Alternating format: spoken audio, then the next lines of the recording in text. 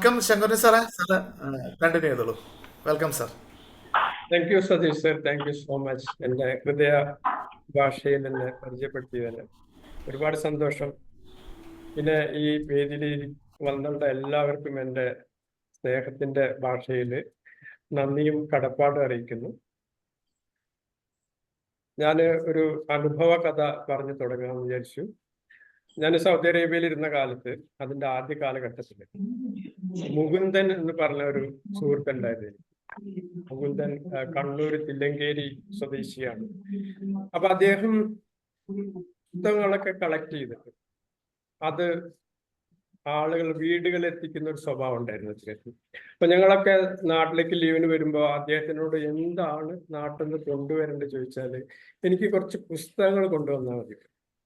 എന്നിട്ട് ഈ പുസ്തകങ്ങളൊക്കെ കൊണ്ടുവന്ന് ഒരു രജിസ്റ്റർ ചെയ്ത് ഒരു വായനശാല പോലെ അദ്ദേഹം വീടുകളിലേക്കൊക്കെ നടന്ന്, വാഹനമല്ലേ അദ്ദേഹത്തിന്, അല്ലെങ്കിൽ ബസ്സിൽ പോയി എത്തിക്കുകയാണ്. എന്നിട്ട് അത് വായിച്ചു കഴിഞ്ഞ് തിരിച്ച് കൊണ്ടുവരും, വേറെ വീട്ടിലേക്ക് എത്തിക്കും. അപ്പൊ നിങ്ങൾ വിചാരിക്കുന്നുണ്ടാവും, ഇതെന്താ, ഇത് സാധാരണ എല്ലാവരും ചെയ്യുന്ന കാര്യമല്ലേ? പക്ഷെ ആ ഒരു കാലഘട്ടത്തില് സൗദി അറേബ്യയിലെ വായനശാല, പ്രത്യേകിച്ച് മറ്റു ഭാഷകളുടെ വായനശാല ഉണ്ടായിരുന്നില്ല. വായിക്കാൻ നമുക്ക് പുസ്തകങ്ങൾ കിട്ടില്ലായിരുന്നു. അത് അവിടെ ഒരു നിഷിദ്ധമായിരുന്നു എന്ന് തന്നെ നമുക്ക് പറയാം.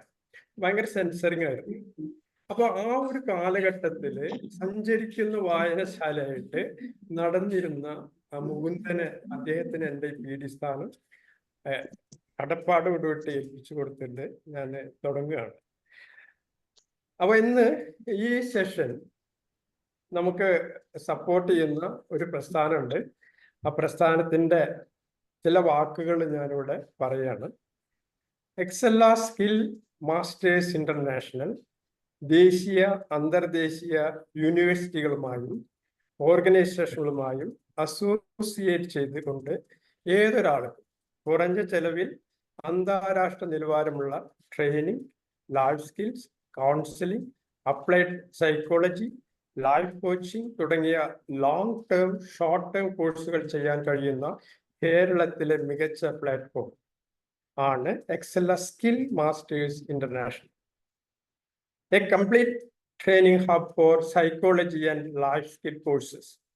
നിങ്ങളൊരു അധ്യാപകനോ പരിശീലകനോ കൗൺസിലറോ മറ്റേതെങ്കിലും മേഖലയിൽ പ്രവർത്തിക്കുന്ന ആളോ ആവട്ടെ, നിങ്ങളുടെ മേന്മ മെച്ചപ്പെടുത്തണമെന്ന് നിങ്ങൾ ആഗ്രഹിക്കുന്നുവെങ്കിൽ നിങ്ങളെ സഹായിക്കാൻ എക്സെല്ല സ്കിൽ മാസ്റ്റേഴ്സ് ഇന്റർനാഷണൽ റെഡിയാണ്. Excella skill masters international, a complete training hub for psychology and life skills. Thank you. ഞാൻ ഇന്ന് ഇവിടെ പരിചയപ്പെടുത്തുന്ന ട്രെയിനർ ഗ്രീഷ്മ അശോകാണ്. ഗ്രീഷ്മ അശോക് കൊടകര സ്വദേശിയാണ്, തൃശ്ശൂർ ഡിസ്ട്രിക്റ്റില്. അവരുടെ വിദ്യാഭ്യാസ MSc mathematics, BEd in mathematics and computer science. 3 വർഷം അവർ അബുദാബിയില് ജെംസ് യുണൈറ്റഡ് ഇന്ത്യൻ സ്കൂൾ അവിടെ മാത്തമാറ്റിക്സ് ടീച്ചറായിട്ട് ജോലി ചെയ്തു. അതുപോലെ തന്നെ 3 വർഷമായിട്ട് now working as maths teacher, online math teacher. She has a platform, My Math Life. ഇൻസ്റ്റാഗ്രാമിൽ ഒരു വളരെ ആക്റ്റീവായിട്ട് പ്രവർത്തിക്കുന്ന ഒരു വ്യക്തിയാണ്.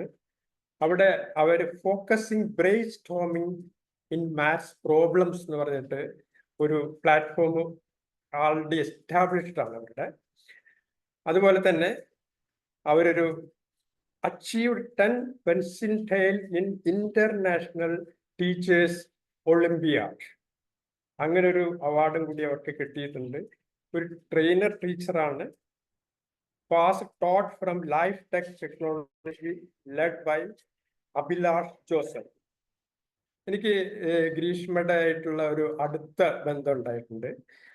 കഴിഞ്ഞ KTL ഗ്രീഷ്മ ഒരു റണ്ണറപ്പ് വന്ന ഒരു ചരിത്രമുണ്ട്. അവര് KTL കോൺടെസ്റ്റിൽ റണ്ണറപ്പ് ആയിരുന്നു. അപ്പൊ അവര് അന്ന് എടുത്ത ഒരു പ്രോജക്റ്റ് കമ്മ്യൂണിക്കേഷനെ പറ്റിയിട്ടായിരുന്നു എടുത്തിട്ടുണ്ടായിരുന്നു. അപ്പൊ പിന്നെ ഞാൻ ഗ്രീഷ്മയായിട്ട് ബന്ധപ്പെട്ട്, അത് അത്രയും എനിക്ക് ഇഷ്ടപ്പെട്ട മേഖലയാണ് കമ്മ്യൂണിക്കേഷൻ. ഗ്രീഷ്മയായിട്ട് ഞാൻ ബന്ധപ്പെട്ടു. അതിൻ്റെ ആ ത്രെഡ് ഞാൻ വാങ്ങിച്ചു. അന്ന് ഗ്രീഷ്മ കുറെ ഇന്ററാക്ട് ചെയ്തു ഞങ്ങള്. എന്നിട്ട് അതിനുശേഷം സ്പീച്ച് ക്രാഫ്റ്റ് എന്നൊരു പ്രോജക്റ്റ് ആയിട്ട് ഞാൻ ടോട്ട്സിന്റെ വെബിനാറിൽ വന്നു.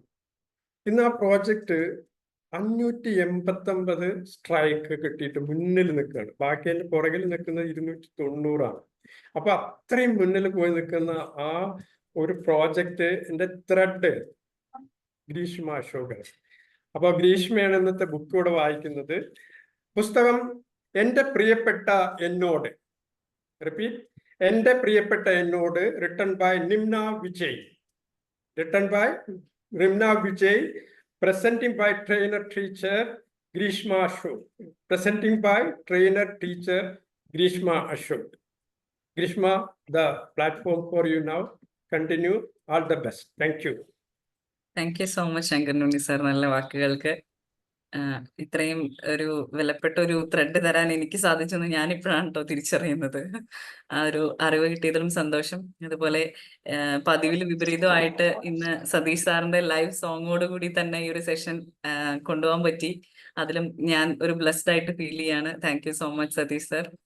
ആൻഡ് ഒരൊറ്റ കറക്ഷൻ ഉണ്ട്. ശങ്കരനുണ്ണി സാർ പറഞ്ഞത് എന്റെ പ്രിയപ്പെട്ട എന്നോട് എന്നായിരുന്നു. അത് ഏറ്റവും പ്രിയപ്പെട്ട എന്നോട് എന്നുള്ളതാണ്. നിംന വിജയുടെ ഏറ്റവും പ്രിയപ്പെട്ട എന്നോട് എന്നുള്ള പുസ്തകമാണ് നമ്മൾ ഇന്ന് റിവ്യൂ ചെയ്യുന്നത്. ഞാനൊരു വലിയ പുസ്തക നിരൂപക ആ ഒരു ലെവലിലൊന്നും ആയിട്ടില്ല കേട്ടോ. എനിക്ക് ആ പുസ്തകം വായിച്ചപ്പോ എന്താണ് ഫീൽ ചെയ്തത് എന്നുള്ളത് എന്റെ ആ ഒരു മനസ്സിൽ തോന്നിയ കാര്യങ്ങളാണ് ഞാനിവിടെ റിവീൽ ചെയ്യുന്നത്. അപ്പോ ഏറ്റവും പ്രിയപ്പെട്ട എന്നോട്, യെസ്, സുജീവ് സാർ പറഞ്ഞിട്ടുണ്ട്. അപ്പോ നമുക്ക് എല്ലാവർക്കും ഉണ്ടാവില്ലേ ഏറ്റവും പ്രിയപ്പെട്ട ഒരാള്.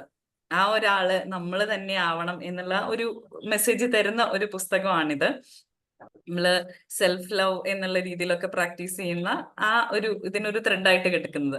ഈ ഒരു ബുക്ക് ചൂസ് ചെയ്യാനുള്ള സമയത്ത് നമ്മള് വായനോത്സവത്തിന് ഒരു പാർട്ടിസിപ്പന്റ് ആയിട്ട് വരുന്നു എന്നുള്ള ആ ഒരു സമയത്ത് ഏത് പുസ്തകം ചൂസ് ചെയ്യുന്നുള്ളത് എനിക്കൊരു ഭയങ്കര കൺഫ്യൂഷൻ ആയിരുന്നു. കാരണം അത്രയും നല്ല ഒരുപാട് പുസ്തകങ്ങളുണ്ട്. അതിൽ നിന്ന് ഒരു പുസ്തകം ചൂസ് ചെയ്യുമെന്ന് പറഞ്ഞാൽ അതൊരു ഡിഫിക്കൽട്ട് ആയിട്ടുള്ള ഒരു ടാസ്ക് ആണ്. അപ്പോൾ ആ ലിസ്റ്റില് ഞാൻ Austin sir Ram care of Anandi choose ചെയ്തത് കണ്ടു. ആ ഒരൊറ്റ മൊമെന്റിലാണ് ബാക്കി ഏത് പുസ്തകങ്ങളാണെന്നൊന്നും നോക്കാതെ ഞാൻ ഈ ഒരു പുസ്തകത്തിന്റെ പേര് അവിടെ എഴുതിയത്. കാരണം ഈ അടുത്ത് വായിച്ചതിൽ ഏറ്റവും എനിക്ക് ഹൃദയത്തോട് ചേർത്ത് വെക്കുന്ന ഒരു പുസ്തകം എന്ന നിലയിലുള്ളതാണ് ഏറ്റവും പ്രിയപ്പെട്ട എന്നോട് എന്നുള്ളത്. അപ്പൊ നിങ്ങളില് ഇവിടെ 85 പേരില് എത്ര പേര് ഏറ്റവും പ്രിയപ്പെട്ട എന്നോട് വായിച്ചിട്ടുണ്ട് എന്നുള്ളത് ഒന്ന് ഹാൻഡ് റൈസ് ചെയ്യണ്ട, ഒരു ഹൃദയം തരുമോ, അല്ലെങ്കിൽ ചാറ്റ് ബോക്സിൽ മീ എന്നോ ഐ എന്നോ ഒന്ന് സൂചിപ്പിച്ചാൽ എനിക്ക് കുറച്ചും കൂടി നമുക്ക് കണക്ട് ചെയ്തുകൊണ്ട് പോവാമായിരുന്നു. ഏറ്റവും ആത്മസ്നേഹത്തിന്റെ അന്ധധാര, നോ, വായിച്ചിട്ടില്ല. ഓക്കെ, അപ്പൊ കുറച്ചു പേര് പറഞ്ഞിട്ടുണ്ട്. അപ്പോ ഇത്രയും നല്ലൊരു പുസ്തകം ഈ പ്ലാറ്റ്ഫോമിൽ വളരെ കുറച്ചു പേരെ വായിച്ചിട്ടുള്ളൂ എന്നത് എനിക്ക് ശരിക്കും ഒരു സങ്കടമായിട്ടുള്ള ഒരു കാര്യം തന്നെയാണ്. എന്തായാലും നിങ്ങൾക്ക് വായിക്കാൻ എൻ്റെ ഈ ഒരു വാക്കുകൾ പ്രചോദനമാകട്ടെ എന്ന രീതിയിൽ തന്നെ ഞാൻ പ്രാർത്ഥിക്കുകയാണ്. അപ്പൊ ഞാൻ ഇന്ന് ഈ ഒരു റിവ്യൂ നടത്തുന്നത് ഒരിക്കലും അതിന്റെ ഫുൾ സ്റ്റോറി ഇങ്ങനെയാണ് എന്നുള്ള രീതിയിലല്ല. ഇതില് ഒരു 10 കണക്ഷൻസ്, 10 റിലേഷൻസ് എങ്ങനെയാണ് എന്ന് പറഞ്ഞുകൊണ്ടാണ്. അപ്പൊ ഞാൻ പറഞ്ഞു ഏറ്റവും പ്രിയപ്പെട്ട എന്നോട് എന്നുള്ളതാണെന്ന്. അപ്പൊ നിങ്ങൾക്കൊക്കെ നിങ്ങൾ തന്നെയാണ് ഏറ്റവും പ്രിയപ്പെട്ടത് എന്നുണ്ടെങ്കിൽ ക്യാമറ ഒന്ന് ഓൺ ചെയ്ത് വരാവോ? എനിക്കിപ്പോ തോന്നുന്നത് സതീഷ് സാറിനും GK സാറിനും അലിക്കുട്ടി മാം, പ്രേംരാജ് സാറിനൊക്കെയാണ്, ശങ്കരനുണ്ണി സാറിന്, ജോസ് സാറിനൊക്കെയാണ് അവർക്ക് പ്രിയപ്പെട്ടത് അവർ തന്നെയായിട്ടിരിക്കുന്നത്. ബാക്കിയുള്ളവർക്ക് ചിലപ്പോൾ പ്രിയപ്പെട്ടത് അവരായാലും നെറ്റ് ഇഷ്യൂസോ എന്തെങ്കിലും കൊണ്ടായിരിക്കും അല്ലെ ക്യാമറ ഓൺ ചെയ്യാത്തത്. അപ്പൊ എന്ത് തന്നെ ആയാലും എവിടെയെങ്കിലും നിങ്ങൾക്ക് യെസ്, ആലിക്കുട്ടി മാം തംസ് അപ്പ് തന്നിട്ടുണ്ട്, താങ്ക് യു. നിങ്ങൾക്ക് നിങ്ങൾ പ്രിയപ്പെട്ടതായിട്ട് എപ്പോഴെങ്കിലും തോന്നിയിട്ടുണ്ടെങ്കിൽ ഇടയ്ക്കെങ്കിലും ഒന്ന് ക്യാമറ ഓൺ ചെയ്ത് വരാം കേട്ടോ, നമുക്കും ഒന്ന് കാണാലോ. യെസ്. അപ്പോ ഈ ഒരു സ്റ്റോറിയിലെ മെയിൻ ക്യാരക്ടർ എന്ന് പറയുന്നത് അതിഥി എന്നൊരു വ്യക്തിയാണ്. അപ്പോ അതിഥിയുടെ ഒരു സ്റ്റോറിയാണ്, അതിഥിയുടെ ഒരു യാത്രയാണ് ഇവിടെ സൂചിപ്പിക്കുന്നത്. അപ്പൊ ഈ കഥ തുടങ്ങുന്നത് തന്നെ if you have the ability to love yourself first എന്നുള്ള ആ ഒരു സ്റ്റേറ്റ്മെന്റോട് കൂടി തന്നെയാണ്. അതോടൊപ്പം തന്നെ പറയുന്നുണ്ട്, ഇഷ്ടമുള്ളവരെ ഒരുപാട് ചേർത്ത് നിർത്തുമ്പോൾ നമ്മുടെ ചില ഇഷ്ടങ്ങളൊക്കെ നഷ്ടപ്പെടുത്തേണ്ടി വരും എന്നുള്ളത്. നമുക്ക് ഇഷ്ടപ്പെട്ട ചിലരെ നമ്മളോട് ഹൃദയത്തോട് ചേർത്ത് നിർത്തുന്ന സമയത്ത് നമ്മുടെ പ്രിയപ്പെട്ട ചില ഇഷ്ടങ്ങളെ നമുക്ക് നഷ്ടപ്പെടുത്തേണ്ടി വരും എന്നുള്ളത് ആഴത്തിൽ ചിന്തിച്ചു കഴിഞ്ഞു കഴിഞ്ഞാൽ ശരിയാണ്. നമ്മൾ അറിയാതെ നഷ്ടപ്പെടുത്തുന്ന ഒരുപാട് ഇഷ്ടങ്ങൾ ഉണ്ടായിരിക്കും ചിലരെ ചേർത്ത് നിർത്തുമ്പോൾ. അപ്പോ അതില് ചിലരിലെ കണക്ഷൻസ് ആണ് നമ്മൾ ഇന്ന് പറയുന്നത്. ആദ്യം പറയുന്നത് അതിഥിയും അതിഥിയുടെ പാരന്റ്സും തമ്മിലുള്ള ഒരു റിലേഷൻഷിപ്പ് ആണ്. അപ്പോ ഞാൻ ഇവിടെ ആദ്യം വിചാരിച്ചിട്ടുണ്ടായിരുന്നു എന്തെങ്കിലും ഒരു ഇമേജസ് ഒക്കെ കൊടുക്കാം എന്നുള്ളത്. പക്ഷെ ഈ ഒരു ഭാവന ഞാൻ നിങ്ങൾക്ക് സ്വാതന്ത്ര്യത്തിൽ വിട്ടിരിക്കുകയാണ്. അപ്പോ അതിഥിയും പാരന്റ്സും എന്ന് പറയുമ്പോൾ നിങ്ങൾക്ക് വേണമെങ്കിൽ നിങ്ങളുടെ പാരന്റ്സിനും നിങ്ങളും നിങ്ങളുടെ കുട്ടികളുമായിട്ടുള്ള ആ ഒരു റിലേഷൻഷിപ്പ് ഒക്കെ ഒന്ന് ചിന്തിക്കാം. അതിഥിയും പാരന്റ്സും തമ്മിലുള്ള റിലേഷൻ അത്ര സന്തോഷകരമായിട്ടുള്ള ഒരു കാര്യമല്ല.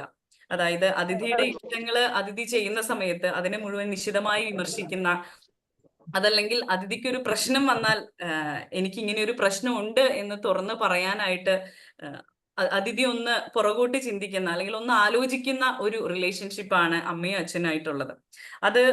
അത് അർത്ഥവത്താണ്. അതായത് നമുക്കൊരു പ്രശ്നം ഉണ്ടെന്ന് അച്ഛനോടും അമ്മയോടും പറഞ്ഞാൽ അവരൊരിക്കലും നമ്മളുടെ കൂടെ നിൽക്കുന്നില്ല എന്നും അത് നമ്മൾക്ക് എതിരെ മാത്രമേ നിൽക്കുന്നുള്ളൂ, സമൂഹം എന്ത് ചിന്തിക്കും, വീട്ടുകാർ എന്ത് ചിന്തിക്കും എന്നതിനെ കുറിച്ച് ഈ ഒരു അതിഥി എന്നൊരു വ്യക്തിയെ അവർ ഒരിക്കലും പരിഗണിക്കുന്നില്ല എന്നുള്ളത് നമുക്ക് കാണാൻ സാധിക്കും. നമ്മള് നിനക്ക് ഇഷ്ടമുള്ള ഡ്രസ്സ് ഇടാനോ അല്ലെങ്കിൽ നിനക്ക് ഇഷ്ടമുള്ള ഫുഡ് കഴിക്കാനോ ഉള്ള സ്വാതന്ത്ര്യം പോലും ഇല്ല. അതല്ലെങ്കിൽ ഒരു വാട്സപ്പ് ഗ്രൂപ്പിൽ എന്തെങ്കിലും മെസ്സേജ് ഇടാൻ പോലും ഉള്ള സ്വാതന്ത്ര്യം ഇല്ല. അല്ലെങ്കിൽ അതിന് ലെഫ്റ്റ് ചെയ്യാനുള്ള സ്വാതന്ത്ര്യം പോലും കൊടുക്കാത്ത ഒരു പാരന്റിങ് ആണ് അതിഥിക്ക് കിട്ടുന്നത്. അതുകൊണ്ട് തന്നെ ജീവിതത്തിൽ ഒരു വലിയൊരു പ്രതിസന്ധി വരുന്ന ഒരു സാഹചര്യത്തിൽ അതിഥി ആദ്യം വിളിക്കുന്നത്, അല്ലെങ്കിൽ അത് കൺവേ ചെയ്യാനായിട്ട് ചിന്തിക്കുക പോലും ചെയ്യാത്തത് അച്ഛനമ്മമാരെയാണ്. അവരൊരിക്കലും നമ്മളുടെ കൂടെ ഇല്ല, നമ്മളുടെ കൂടെ നിൽക്കുന്നില്ല എന്നുള്ള ഉറപ്പുള്ള ഒരു കാര്യമാണ്. അതുകൊണ്ട് തന്നെ അവരെയാണ് അവര് ആദ്യം വിളിക്കാതിരിക്കുന്നതും അവരെ അപ്രോച്ച് ചെയ്യാതിരിക്കുന്നതും. അതേസമയം അതിഥിയുടെ ചിറ്റയായ വേറൊരു കഥാപാത്രമുണ്ട്. അതിഥിയുടെ ചിറ്റേനെയാണ് എന്തൊരു ഡിഫിക്കൽട്ട് സിറ്റുവേഷൻ വരുമ്പോഴും അതിഥി അപ്രോച്ച് ചെയ്യുന്നത്. അത് ഒരു മോശം കാര്യം അതിഥിയുടെ ലൈഫിൽ സംഭവിക്കുന്ന സമയത്തും അതിഥി ഓടി ചെല്ലുന്നത്, അല്ലെങ്കിൽ ബാംഗ്ലൂർ നഗരത്തിൽ നിന്ന് അതിഥി ആദ്യം ഫോൺ ചെയ്യുന്നത്, പാതിരാത്രിക്ക് പോലും അതിഥി ഫോൺ ചെയ്യുന്നത് നാട്ടിലുള്ള ഈ ചിറ്റേനെയാണ്. സ്വന്തം അച്ഛനെ അമ്മയോടും അടുത്തുനിന്ന് കിട്ടാത്തത് അതിഥി തേടി പോകുന്നത് ചിറ്റയിലാണ്. നമ്മുടെ ഈ ഇന്നത്തെ ഒരു സാഹചര്യത്തില് ഇത് ഈ ചിറ്റയിലായിരിക്കില്ല, മറ്റു പലരിലേക്കും ആയിരിക്കും. അപ്പോ ആ അച്ഛനമ്മമാരുമായിട്ടുള്ള ആ ഒരു റിലേഷൻഷിപ്പിന്റെ ആഴം എങ്ങനെ കാത്തു സൂക്ഷിക്കണം ഇന്നത്തെ കാലത്ത് എന്നുള്ളത് ക്ലിയർ ആയിട്ട് കാണിച്ചു തരുന്ന ഒരു ഇൻസിഡന്റ് ആയിട്ടാണ് എനിക്ക് ഫീൽ ചെയ്തത് അവിടെ. അച്ഛനും അമ്മയും ആ ഒരു സപ്പോർട്ട് കൊടുത്തിട്ടില്ലെങ്കിൽ കുട്ടികൾ ആ സപ്പോർട്ട് തേടി പുറത്തു പോകുന്നു എന്നുള്ളത്. ഇത് ഈ ഒരു സിറ്റുവേഷനിൽ ചിറ്റയാണ് നല്ലൊരു സ്ത്രീയാണ്, അവർ നല്ല മാതൃക കാണിച്ചു കൊടുക്കുന്നു, നല്ല കാര്യങ്ങൾ പറഞ്ഞു കൊടുക്കുന്നു. പക്ഷെ എല്ലായ്പ്പോഴും നമ്മുടെ കുട്ടികൾക്ക് അങ്ങനെ ഒരു ചിറ്റയോ ആവണം എന്നില്ല, ചിറ്റപ്പനോ ആവണം എന്നില്ല കിട്ടുന്നത്. അടുത്തത് അതിഥിയും ലയ എന്നൊരു സുഹൃത്തുമായിട്ടുള്ള ഒരു സുഹൃത്ത് ബന്ധമാണ്. അതിഥി ഒരു കോളേജ് ലൈഫില്, ഒരു ടീനേജ് പ്രായത്തിലൊക്കെ ഒരുപാട് എന്താ പറയാ ട്രോമയിൽ കൂടെ കടന്നു പോയിട്ടുള്ള ഒരു വ്യക്തിയാണ്, ഒരു റിലേഷൻഷിപ്പ് ഇഷ്യൂവിൽ കൂടെ കടന്നു പോയിട്ടുള്ള ഒരു വ്യക്തിയാണ്. അപ്പോ അതില് ഒരുപാട് നെഗറ്റീവ് ആയിട്ടുള്ള, വെറും റിലേഷൻഷിപ്പ് അല്ല, ഹൈലി ടോക്സിക് ആയിട്ടുള്ള ഒരു റിലേഷൻഷിപ്പിലൂടെ കടന്നു പോയിട്ടുള്ള ഒരു വ്യക്തിയാണ്. അതായത് കോളേജിൽ പഠിക്കുന്ന സമയത്ത് ടൂറ് പോകുമ്പോൾ ബസ്സിൽ ഒന്ന് ഡാൻസ് കളിച്ചതിന്, അല്ലെങ്കിൽ ഒരു ആൺ സുഹൃത്തിനോട് സംസാരിച്ചതിന്, അവന്റെ കൂടെ ഒന്ന് ബൈക്കിൽ കയറിയതിന് മുഴുവനും അത്രയും മോശമായ രീതിയിൽ അവളെ ട്രീറ്റ് ചെയ്തിരുന്ന ഒരു ബോയ് ഫ്രണ്ട് ആയിരുന്നു അവൾക്കുണ്ടായിരുന്നത്. ആ ബോയ് ഫ്രണ്ട് അത്രയും മോശമായ രീതിയിലാണ് അവളെ ട്രീറ്റ് ചെയ്യുന്നത് എന്ന് തിരിച്ചറിയാൻ അവൾക്ക് സാധിക്കുന്നില്ല. അതെല്ലാം തന്നോടുള്ള സ്നേഹക്കൂടുതൽ കൊണ്ടാണ് ഇങ്ങനെ സംഭവിക്കുന്നത് എന്ന മിഥ്യാധാരണയിലാണ് അവൾ ഇത് നീക്കിക്കൊണ്ടുപോയിരുന്നത്.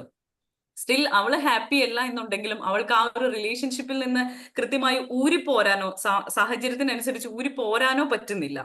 അപ്പൊ അവള് വേറൊരു മോശം റിലേഷൻഷിപ്പ് കാണുമ്പോഴും അവൾ അവരെ ഒന്നും ഉപദേശിക്കാൻ ആദ്യം മടിക്കുന്നത് അവൾക്ക് അറിയാം. നമ്മൾ പറയുന്നത് ഇപ്പോ ഈ ഒരു സമയത്ത് അവരെങ്ങനെ എടുക്കും എന്നുള്ളത് അവൾക്ക് കൃത്യമായി അറിയാം. കാരണം അവൾ ആ ഒരു പാത്തിൽ കൂടെ കടന്നു പോകുന്നതാണ്. അപ്പൊ ഈ ഒരു ട്രോമ ഫേസ് ചെയ്യുന്ന കാലം മുതല് ഇവളുടെ കൂടെ കട്ടയ്ക്ക് നിന്നിരുന്ന ഒരു സുഹൃത്താണ് ലയ എന്നുള്ളത്.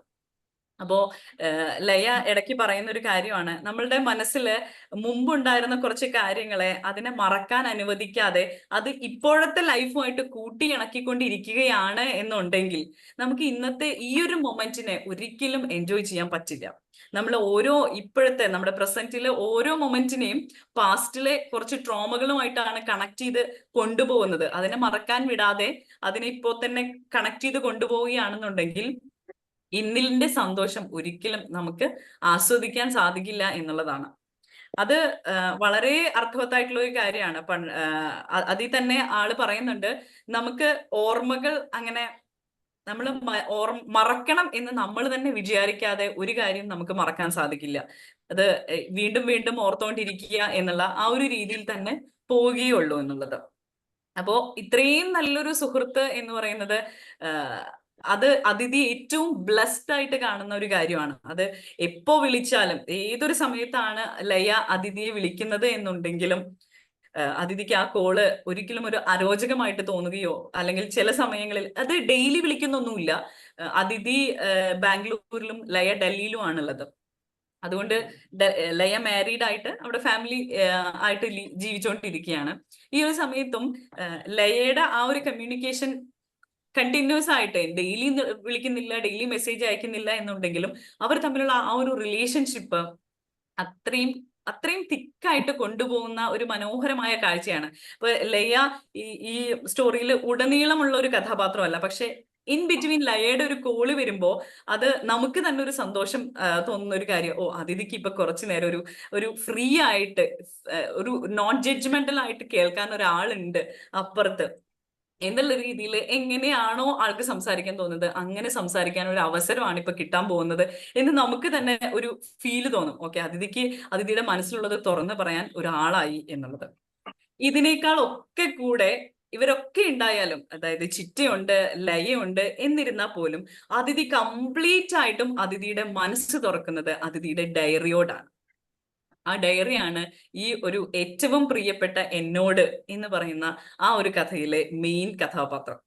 ഈ ഡയറിയില് ഒരിക്കലും കണ്ടിട്ടില്ലാത്ത, പരിചയപ്പെട്ടിട്ടില്ലാത്ത മഹാദേവ് എന്നൊരു കഥാപാത്രത്തിനോട് സംസാരിക്കുന്ന രീതിയിലാണ് അതിഥി ഡയറി മുഴുവൻ എഴുതുന്നത്. അതല്ലാതെ ഇന്നിങ്ങനെ സംഭവിച്ചു, അങ്ങനെ സംഭവിച്ചു എന്നുള്ള രീതിയിലല്ല.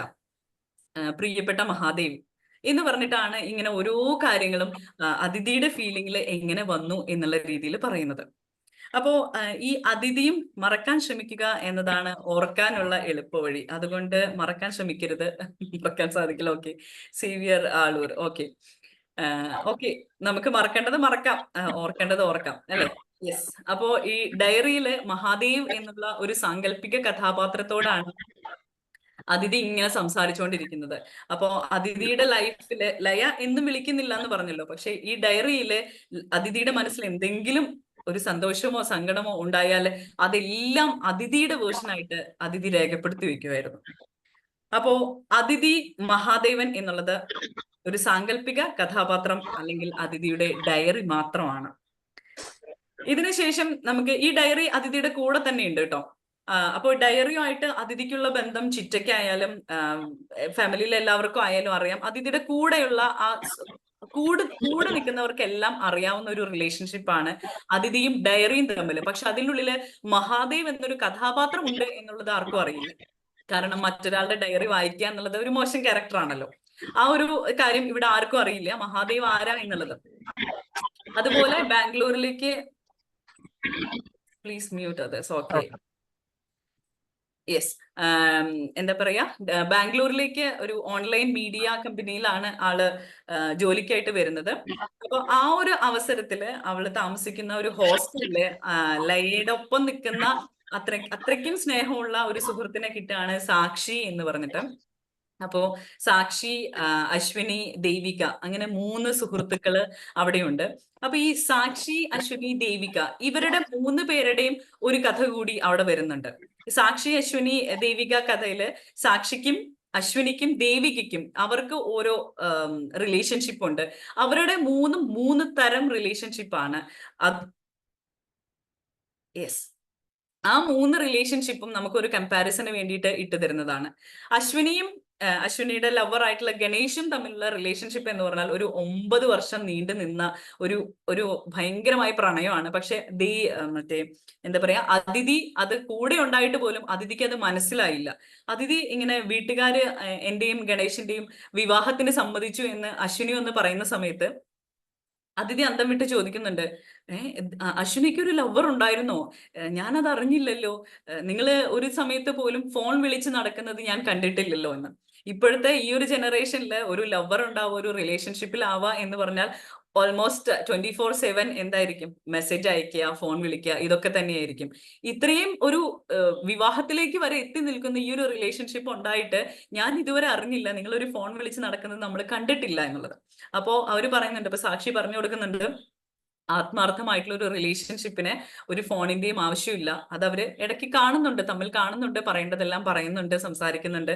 ഈ 9 വർഷവും അവർ ആത്മാർത്ഥമായിട്ട് സ്നേഹിച്ചിട്ടുണ്ട്, ഇപ്പൊ കല്യാണം കഴിക്കാൻ പോകുന്നു എന്നുള്ളത്. സാക്ഷിയുടെയും സിദ്ധുവിന്റെയും റിലേഷൻഷിപ്പ് ഒരു ഒരു വളരെ റെസ്പെക്ട്ഫുൾ ആയിട്ടുള്ള ഒരു ഫ്രണ്ട്ഷിപ്പ് എന്നുള്ള രീതിയിൽ കൊണ്ടുപോകാനാണ് അവർ ആഗ്രഹിക്കുന്നത്. പക്ഷെ ഇതിന്റെ ഇടയിലുള്ള ദേവിക അമൽ എന്നുള്ളത് നമ്മളുടെ ഇന്നത്തെ നിത്യജീവിതത്തിൽ നമ്മൾ കണ്ടുകൊണ്ടിരിക്കുന്ന ഒരുപാട് റിലേഷൻഷിപ്പിന്റെ ഒരു ഒരു പ്രതി മുഖമാണെന്നൊക്കെ വേണമെങ്കിൽ പറയാം. കാരണം ഇവര് കണ്ടുമുട്ടുമ്പോ തന്നെ ദേവികയും അതിഥിയും പരിചയപ്പെടുമ്പോ തന്നെ ദേവിക അമലിന്റെ അടുത്ത് ഫോണിൽ സംസാരിച്ചുകൊണ്ടിരുന്ന് കരയുവാണ്. കരഞ്ഞതിന്റെ കാരണം ഇത്രേ ഉള്ളൂ, ദേവികയുടെ സോഷ്യൽ മീഡിയ പ്ലാറ്റ്ഫോമുകളുടെ ഫേസ്ബുക്കിന്റെയും ഇൻസ്റ്റാഗ്രാമിന്റെയും പാസ്വേഡ് അമലിന് വേണം. അമൽ അത് ചോദിക്കുന്നു. അപ്പോ ദേവിക പിറ്റേ ദിവസം അത് സംസാരിക്കുന്ന കൂട്ടത്തിൽ ചോദിക്കുന്നു, എന്തിനാണ് അവന് നിന്റെ പാസ്വേഡ്? അപ്പോഴും ദേവിക പറയാണ്, അത് എന്നോടുള്ള സ്നേഹ കൂടുതൽ കൊണ്ടായിരിക്കാം. അപ്പൊ നീ എന്താ അവന്റെ പാസ്വേഡ് ചോദിക്കാത്തത്? അവന്റെ ഫേസ്ബുക്കില്ലേ, അവന്റെ ഫേസ്ബുക്കിന്റെ പാസ്വേഡ് നീ എന്താ ചോദിക്കാത്തതെന്ന് ചോദിക്കുമ്പോ ദേവിക പറയും, എനിക്ക് എന്തിനാ അവന്റെ പാസ്വേഡ്? ശരിയല്ലേ, അവന്റെ ഒരു ഡയറി അല്ലെങ്കിൽ അവന്റെ പ്രൊഫൈൽ കീപ്പ് ചെയ്യുന്നു, അവന്റെ പാസ്വേഡ് ഇട്ട് വെച്ചിരിക്കുന്നു, എനിക്ക് എന്തിനാ അവന്റെ പ്രൊഫൈൽ പാസ്വേഡ്? അപ്പൊ തിരിച്ചു ചോദിക്കുമ്പോ അവൻ എന്തിനാ നിന്റെ പാസ്വേഡ് എന്ന് ചോദിക്കുമ്പോ അത് എന്നോടുള്ള സ്നേഹ കൂടുതൽ കൊണ്ടല്ലേ എന്ന് ദേവിക തിരിച്ചു മറുപടി പറയുമ്പോ അതിഥി ചിന്തിക്കുന്നത്, ഇതുപോലെ ആയിരുന്നില്ലേ ഞാനും ഒരിക്കൽ. ഇവിടെയാണ് ദേവികേനെ കറക്റ്റ് ചെയ്യാനായിട്ട് അതിഥി മുതിരാത്തത്. കാരണം ഈ ഒരു സാഹചര്യത്തില് അതിഥി ദേവികയോട് എന്ത് പറഞ്ഞാലും ദേവികയുടെ തലയിൽ കയറില്ല എന്നുള്ളതാണ്. നമ്മളുടെ നാട്ടിലൊക്കെ ഈ ഒരു സമയത്ത് മീൻസ് പ്രണയം വീട്ടിൽ പൊക്കി കഴിയുമ്പോ, അല്ലെങ്കിൽ നമ്മൾ വീട്ടിലെ പാരന്റ്സോ റിലേറ്റീവ്സോ ഒക്കെ തിരിച്ചറിയുന്ന സമയത്ത് ഗേൾസിന്റെ അടുത്ത് നല്ല കാര്യങ്ങൾ ഉപദേശിക്കാൻ നിൽക്കുന്ന സമയത്ത് അവര് റിബലായി നിൽക്കുന്ന ആ ഒരു ആൺകുട്ടിക്ക് വേണ്ടിയിട്ട് വാദിച്ചു നിൽക്കുന്നതിന്റെ ഒരു വേറൊരു പിക്ചർ ആയിട്ടാണ് ഇവിടെ ദേവികേനെ കാണിച്ചിരിക്കുന്നത്. കഥയിൽ ഉടനീളം ദേവികേനെ അങ്ങനെയാണ് ചിത്രീകരിച്ചിരിക്കുന്നത്. പാസ്വേഡ് ചോദിക്കുമ്പോഴായാലും, അതല്ല വേറെ ബോയ്സിന്റെ അടുത്ത് സംസാരിച്ചു എന്ന് പറയുമ്പോഴായാലും, ഈ കാര്യങ്ങളിലൊക്കെ ഇവര് ഒരു ഡേറ്റിന് പോകുന്നു, അപ്പോൾ എനിക്ക് ഫിസിക്കൽ റിലേഷൻഷിപ്പ് താല്പര്യമില്ല എന്നുള്ളത് ദേവിക മുഖത്ത് നോക്കി പറഞ്ഞിട്ടും അവൾ അതിനെ നിർബന്ധിക്കുന്നതും ഇതെല്ലാം നമ്മുടെ ഇന്നത്തെ സാഹചര്യത്തിൽ കാണുന്നതാണ്.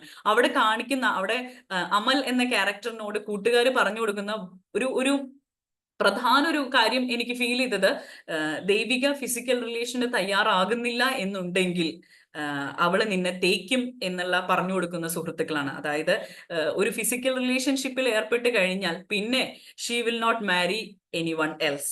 നല്ലൊരു പെൺകുട്ടിയാണെങ്കിൽ അവൾ വേറൊരാളെ കല്യാണം കഴിക്കില്ല, നിന്നെ തന്നെ കല്യാണം കഴിക്കും. ഇനി ഫിസിക്കൽ റിലേഷൻഷിപ്പിന് അവൾ താല്പര്യമില്ല എന്നാണ് പറയുന്നതെന്നുണ്ടെങ്കിൽ അവള് നിന്നെ തേക്കാനുള്ള പദ്ധതി ഇട്ടുകൊണ്ടിരിക്കുകയാണ്. ഇമോഷണലി ബ്ലാക്ക്മെയിൽ ചെയ്ത് നേടേണ്ട ഒരു കാര്യമാണോ ഫിസിക്കൽ റിലേഷൻഷിപ്പ്? അതും ഇങ്ങനെയാണ് അവർ ചിന്തിച്ച് അല്ലെങ്കിൽ നമ്മളുടെ പെൺകുട്ടികളുടെ അടുത്ത് സംസാരിക്കുന്നത് എന്നുള്ളത് ആ ഒരു ഒറ്റ സ്റ്റേറ്റ്മെന്റിൽ നിന്നാണ് നമുക്ക് ക്ലിയർ ആയിട്ട് മനസ്സിലാവുന്നത്. അപ്പൊ ഇത്തരം മോശമായ രീതിയിൽ പറഞ്ഞു കൊടുക്കുന്ന സുഹൃത്തുക്കളായാലും, അതിനെ കേട്ട് ഒരു മെച്യൂരിറ്റി ഇല്ലാത്ത തീരുമാനങ്ങൾ എടുക്കുന്ന ബോയ് ഫ്രണ്ട്സ് ആയാലും, നമ്മളുടെ പെൺകുട്ടികളുടെ ആ ഒരു ലെവല് ഇങ്ങനെയാണ് താഴത്തേക്ക് പോകുന്നത് എന്ന് കാണിച്ചു തന്ന ഒരു റിലേഷൻഷിപ്പ് ആയിരുന്നു ദേവികയും അമലും തമ്മിലുള്ളത്. അങ്ങനെ 3 കഥാപാത്രങ്ങളാണ് അവിടെ ഉള്ളത്. പിന്നെ 3 റിലേഷൻഷിപ്പ് ആണ് ദേവികയുടെ ഫ്രണ്ട്സും ആയിട്ടുള്ളത്. അപ്പൊ ഈ ഓരോ കഥാപാത്രങ്ങളുടെ കഥകൾ നടക്കുമ്പോഴും ദേവിക ഡയറി എഴുത്ത്, മഹാദേവനോടുള്ള കമ്മ്യൂണിക്കേഷൻ കണ്ടിന്യൂ ചെയ്തുകൊണ്ടിരിക്കുക തന്നെയാണ്. ദേവികയ്ക്ക് ബാംഗ്ലൂരിൽ നിന്ന് അങ്ങോട്ട് പോകുന്ന സമയത്ത്, നാട്ടിൽ നിന്ന് ബാംഗ്ലൂർക്ക് പോകുന്ന സമയത്ത് ദേവികയുടെ കൂടെ നമുക്കൊരു ലോക്കൽ ഗാർഡിയൻ അല്ലെങ്കിൽ ലോക്കൽ സപ്പോർട്ട് എന്നുള്ള നിലയിലൊക്കെ ഒരു ആളെന്ന നിലയിൽ വരുന്നത് ഒരു അങ്കിളും ആന്റിയും ആണ്. ദേവികയുടെ ഒരു ഡിസ്റ്റന്റ് റിലേഷൻഷിപ്പിലുള്ള ഒരു അങ്കിളും ആന്റിയും ആണ് അവിടെ ഉള്ളത്. അപ്പൊ അവരുടെ വീട്ടിലേക്കായിരുന്നു ദേവിക അതിഥി ആദ്യമായിട്ട് വരുന്നത്. അപ്പോ അങ്കിളും ആന്റിയും അവരുടെ ഒരു മോള് ഷാലു എന്ന് പറയുന്ന ഒരു പെൺകുട്ടിയുള്ള ഒരു ഫാമിലി ആയിരുന്നു അവിടെ ഉള്ളത്. അപ്പോ അതാണ് അവിടുത്തെ ലോക്കൽ ഗാർഡിയൻ അല്ലെങ്കിൽ ലോക്കൽ സപ്പോർട്ട് എന്ന നിലയിൽ അതിഥിക്ക് കിട്ടുന്നത്. ഇനി ഇതേ സംഭവം ഒരു കൊളീഗ് എന്ന നിലയിൽ അതിഥിക്കുള്ളത് ഒരു ആദി എന്ന് പറയുന്ന ഒരു സുഹൃത്താണ്. ആദി, ഗീതു ചേച്ചി, അങ്ങനെ 2 പേരാണ് അതിഥിക്ക് അവിടെ കൊളീഗ്സ് ആയിട്ടുള്ളത്. എന്തിനും കട്ടയ്ക്ക് നിൽക്കുന്ന ഒരു സുഹൃത്ത് വലയം എന്നുള്ള രീതിയിൽ ബാംഗ്ലൂരിലെ ഒരു 3 പേരടങ്ങുന്ന ഒരു മലയാളി സൗഹൃദം, അതിന്റെ ആ ഒരു സൗഹൃദത്തിന്റെ ഊഷ്മളത ഈ കഥയിൽ ഉടനീളം നമുക്ക് കാണാൻ പറ്റും. ആദ്യം ഒന്ന് സമാധാനിപ്പിക്കുമ്പോൾ ആദിയുടെ പ്രസൻസ് അല്ലെങ്കിൽ ഗീതു ചേച്ചിയുടെ ഒരു തലോടല്, ഇതെല്ലാം അതിഥിയെ കാമാക്കുന്ന, ചില സിറ്റുവേഷനുകളിൽ കാമാക്കുന്ന ഒരുപാട് സിറ്റുവേഷൻസ് നമുക്ക് ഇവിടെ കാണാൻ പറ്റും. ഇങ്ങനെയൊക്കെ ഇരിക്കുന്ന സമയത്ത് അതിഥിക്ക് ഒരു പ്രധാനപ്പെട്ട ഒരു ദിവസം അതിഥിയുടെ ലൈഫിൽ കടന്നു പോകുന്നത് എന്താ വെച്ച് കഴിഞ്ഞാല്, ഓഫീസിലെ കഫറ്റീരിയയിൽ വെച്ചിട്ട് അതിഥിയുടെ ഡയറി മറന്നു വെക്കുകയാണ്. ഈ ഒരൊറ്റ ഇൻസിഡന്റ് അതിഥിനെ ഒരുപാട് പാനിക് ആക്കുകയാണ്. എന്റെ ഡയറി അപ്പോഴാണ് അതിഥി ചിന്തിക്കുന്നത്, ഞാൻ ഇതുവരെയും എഴുതിയതൊന്നും ഒരു തവണ പോലും തിരിച്ചു വായിച്ചിട്ടില്ല. എഴുതി പോവുക മാത്രമേ ഞാൻ ചെയ്തിട്ടുള്ളൂ, പിന്നീട് തിരിച്ചു വായിച്ചിട്ടില്ല. അതിന്റെ കാരണം എന്താന്ന് വെച്ച് കഴിഞ്ഞാല്, ഓരോ പ്രാവശ്യം എഴുതുമ്പോഴും അത്ര സുഖകരമായിട്ടുള്ള അനുഭവങ്ങളല്ല ആള് ഡയറിയിൽ എഴുതിയത് അല്ലെങ്കിൽ മഹാദേവനോട് പറഞ്ഞിട്ടുള്ളത്. അപ്പൊ വീണ്ടും അത് വായിച്ച് ഞാൻ എന്തിനാണ് വീണ്ടും അതെല്ലാം ആലോചിച്ച് വിഷമിക്കുന്നത്, ആ ഒരു അവസ്ഥയിൽ കൂടെ ഞാൻ എന്നെ തന്നെ വീണ്ടും കടത്തിവിട്ട് എന്തിനാണ് ഞാൻ അത് എന്നെ തന്നെ വിഷമിപ്പിക്കുന്നത്. നമുക്ക് എല്ലാവർക്കും പലപ്പോഴും ഉള്ള സംഭവമാണ്. കഴിഞ്ഞു പോയ കുറെ കാര്യങ്ങളെ വീണ്ടും ആലോചിച്ച് അതിനെക്കുറിച്ച് എന്നാലും അങ്ങനെ സംഭവിച്ചില്ലേ എന്നൊക്കെ ആലോചിച്ച് വിഷമിക്കുന്നത്. അപ്പോ അതിഥി ചെയ്ത വളരെ ക്രിയേറ്റീവായിട്ട് ആണ് എഴുതിയിരിക്കുന്നത് മഹാദേവന്. എന്നിരുന്നാൽ പോലും അതൊന്നും ഒരിക്കൽ പോലും വീണ്ടും ഒരാവർത്തി വായിച്ചു നോക്കിയിട്ടില്ലല്ലോ, ഞാൻ എന്തൊക്കെയായിരുന്നു എന്റെ മനസ്സിലൂടെ പോയത് എന്ന് അത് വേറൊരാൾ അറിയുന്നത് അതിഥിക്ക് തീരെ ഇഷ്ടമല്ലായിരുന്നു. അതിഥി ആരുടെ അടുത്തും ഓപ്പൺ ആവാത്ത കാര്യങ്ങളാണ് ആ ഡയറിയിൽ മഹാദേവനോട് ഓപ്പൺ ആയിട്ടുള്ളത്. ഈ ഡയറി കാണാതായത് മുതൽ അതിഥിയുടെ അടുത്ത് എല്ലാവരും ഒന്ന് സൂക്ഷിച്ചാണ് സംസാരിച്ചിരുന്നതൊക്കെ. കാരണം എന്ത് വേണമെങ്കിലും സംഭവിക്കാം. കാരണം അത്രയും പ്രിയപ്പെട്ട ഒന്നാണ് അതിഥിക്ക് കൈമോശം വന്നിരിക്കുന്നത്. അപ്പോ ആ ഒരു കാര്യം മനസ്സിലിട്ടുകൊണ്ട് തന്നെയായിരുന്നു കൂടെയുള്ളവരെല്ലാവരും അതിഥിയോട് പെരുമാറിയിരുന്നത്. എന്നാൽ പിറ്റേ ദിവസം കഫറ്റീരിയയിൽ വെച്ച് തന്നെ വേറൊരു ആളിന് ഈ ഡയറി കിട്ടുകയും ആ ഡയറി അതിഥിക്ക് കൈമാറുകയും ചെയ്യാണ്. അപ്പൊ എന്താണ് നിങ്ങളുടെ പേര് എന്ന് ചോദിക്കുമ്പോൾ എന്റെ പേര് മഹാദേവ് എന്നാണ് ആ ഡയറി കൈമാറിയ ആള് പറയുന്നത്. ഇതറിയാതെ ഡയറി മറന്നു വെച്ചതാണെങ്കിലും ഈ പുള്ളിക്കാരന്റെ കയ്യിൽ അറിയാതെ കിട്ടിയതാണെങ്കിലും ഒരു ഔത്സുക്യം കൊണ്ട് ഇത് ആരുടെയാണെന്ന് അറിയാനായിട്ട് ഓരോ താളുകളും മറിച്ചപ്പോ അയാൾക്ക് അത് മുഴുവൻ വായിക്കാതിരിക്കാൻ സാധിച്ചില്ല. അയാൾ ആ ഡയറി മുഴുവൻ വായിക്കുകയാണ് ചെയ്യുന്നത്. തെറ്റാണ് എന്നറിയാം ആയിരുന്നിട്ടും അതിനൊരുപാട് ക്ഷമ അതിഥിയോട് ചോദിക്കുന്നുണ്ട്. ആ ക്യാരക്ടറിന്റെ റിയൽ നെയിം എന്ന് പറയുന്നത് ശരൺ വാസുദേവ് എന്നുള്ളതാണ്. അപ്പോ ഒരു റിലേഷൻഷിപ്പിൽ നിന്ന് അവൾ എക്സ്പെക്ട് ചെയ്തിരുന്ന ഒരുപാട് കാര്യങ്ങൾ, അവളുടെ ഒരുപാട് സ്വപ്നങ്ങൾ, അവൾ നേരിട്ട ഒരുപാട് അനുഭവങ്ങൾ, കൈപ്പേറിയ അനുഭവങ്ങൾ, ഇതെല്ലാം അവൾ ആ ഡയറിയിൽ കുറിച്ചു വെച്ചിട്ടുണ്ട്. അപ്പൊ ശരൺ അവളുടെ അടുത്ത് ചോദിക്കുന്നുണ്ട്, സങ്കല്പത്തിൽ മാത്രമുള്ള ഒരാളോട് എന്നെങ്കിലും ഒരാൾ എന്നെ രക്ഷിക്കാൻ വരും എന്ന് ചിന്തിച്ചുകൊണ്ട് ഇത്രയും വിഷമങ്ങൾ ഉള്ളിലൊതുക്കി ജീവിക്കാൻ ഒരാൾക്ക് സാധിക്കുമോ എന്നുള്ള രീതിയിൽ ശരൺ ചോദിക്കുമ്പോ അപ്പോഴും അതിഥി ദേഷ്യത്തിലാണ്. എന്റെ ഡയറി എന്റെ അനുവാദമില്ലാതെ നിങ്ങൾ തുറന്നു വായിച്ചു, എനിക്കത് പൊറുക്കാൻ പറ്റാത്ത തെറ്റാണ് എന്നൊക്കെ പറയുന്നുണ്ട്. എന്നിരുന്നാൽ പോലും ശരൺ അതിഥിയുടെ പിന്നാലെ ഇങ്ങനെ കൂടിയിരിക്കുകയാണ്.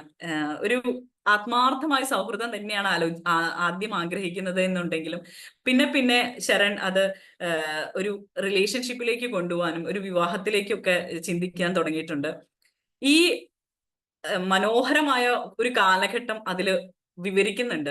അതെനിക്ക് ഒരിക്കലും വാക്കുകൾ കൊണ്ട് എക്സ്പ്രസ് ചെയ്യാൻ പറ്റുന്നതിലും അപ്പുറമാണ് ശരൺ അതിഥിക്ക് കൊടുക്കുന്ന ആ ഒരു കെയറും ആ ഒരു സ്നേഹവും.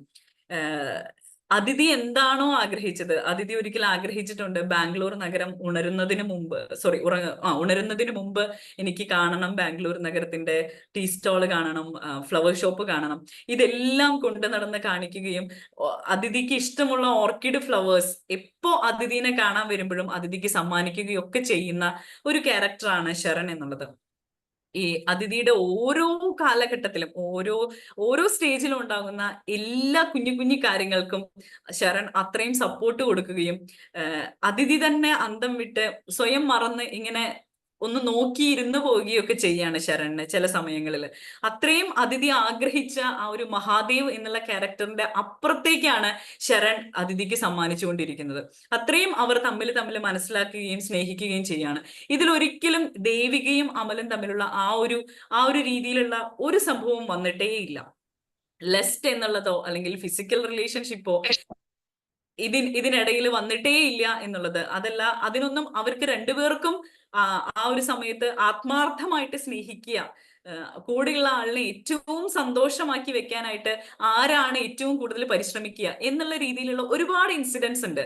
അത് വാക്കുകളിൽ ഒതുങ്ങുന്ന ഒരു കാര്യമല്ല. അത് നമ്മൾ ആ ഒരു ജേണി വായിച്ച് തന്നെ എക്സ്പീരിയൻസ് ചെയ്യേണ്ടതാണ്. നമ്മൾ ശരിക്കും ഇത്രയും നാളും അതിഥി അനുഭവിച്ച സങ്കടത്തിനെല്ലാം ദൈവം കൊടുത്തൊരു സമ്മാനമാണ്, വരദാനമാണ്, അനുഗ്രഹമാണ് ശരൺ എന്നുള്ളത് നമുക്ക് തന്നെ തോന്നിപ്പോവും. അതായത് ഇത്രയും സങ്കടപ്പെട്ടില്ലേ, അതുകൊണ്ട് കൊണ്ടുകൊടുത്തതാണ് ദൈവം എന്ന് നമുക്ക് തന്നെ ഉള്ളോട് ഫീൽ ചെയ്യുന്ന ഒരു ജേണിയാണ് അതിഥിയുടെയും ശരണിന്റെയും ആ ഒരു ജേണി. അതിങ്ങനെ തുടരെ പോകുന്ന സമയത്ത് ഇവരുടെ അതിഥി ബാംഗ്ലൂർ എത്തിയിട്ടുള്ള ആ ആന്റി, അങ്കിൾ, ഷാലു, ഈ 3 പേരുടെ ലൈഫിലെ കുറച്ച് കാര്യങ്ങൾ കൂടി അതോടൊപ്പം കാണിക്കുന്നുണ്ട്. അപ്പോ നമ്മൾ അതിഥി ചെല്ലുന്ന സമയത്ത് ആന്റിയും അങ്കിളും ഷാലും ഒക്കെ കൂടിയിട്ട് അത്രയും സ്നേഹത്തോടെയാണ് അതിഥിനെ സ്വീകരിക്കുന്നത്. അതിഥിക്ക് ഇടയ്ക്ക് ആന്റിയുടെയും അങ്കിളുടെയും വീട്ടിലേക്ക് പോകാനും അവിടെ ഡിന്നർ കഴിക്കാനും ഹോസ്റ്റലിൽ നിന്ന് പോകുന്നുണ്ട്, സന്തോഷമായിട്ട് തിരിച്ചു വരുന്നുണ്ട്. പക്ഷെ ഒരിക്കല് അങ്കിള് നാട്ടിൽ പോയ സമയത്ത് അതിഥി ഫ്രണ്ട്സിന്റെ കൂടെ സംസാരിച്ച് ദേവികയുടെ ഇഷ്യൂവില് ആകെ ടെൻസ്ഡ് ആയിട്ട് ഇരിക്കുന്ന സമയത്ത് ഒരു പാതിരാത്രി 2 മണി സമയത്ത് ഈ അങ്കിള് മദ്യലഹരിയിൽ നാട്ടിൽ നിന്ന് അതിഥിനെ ഫോൺ ചെയ്യുവാണ്, മോശമായ രീതിയിൽ സംസാരിക്കുകയാണ്.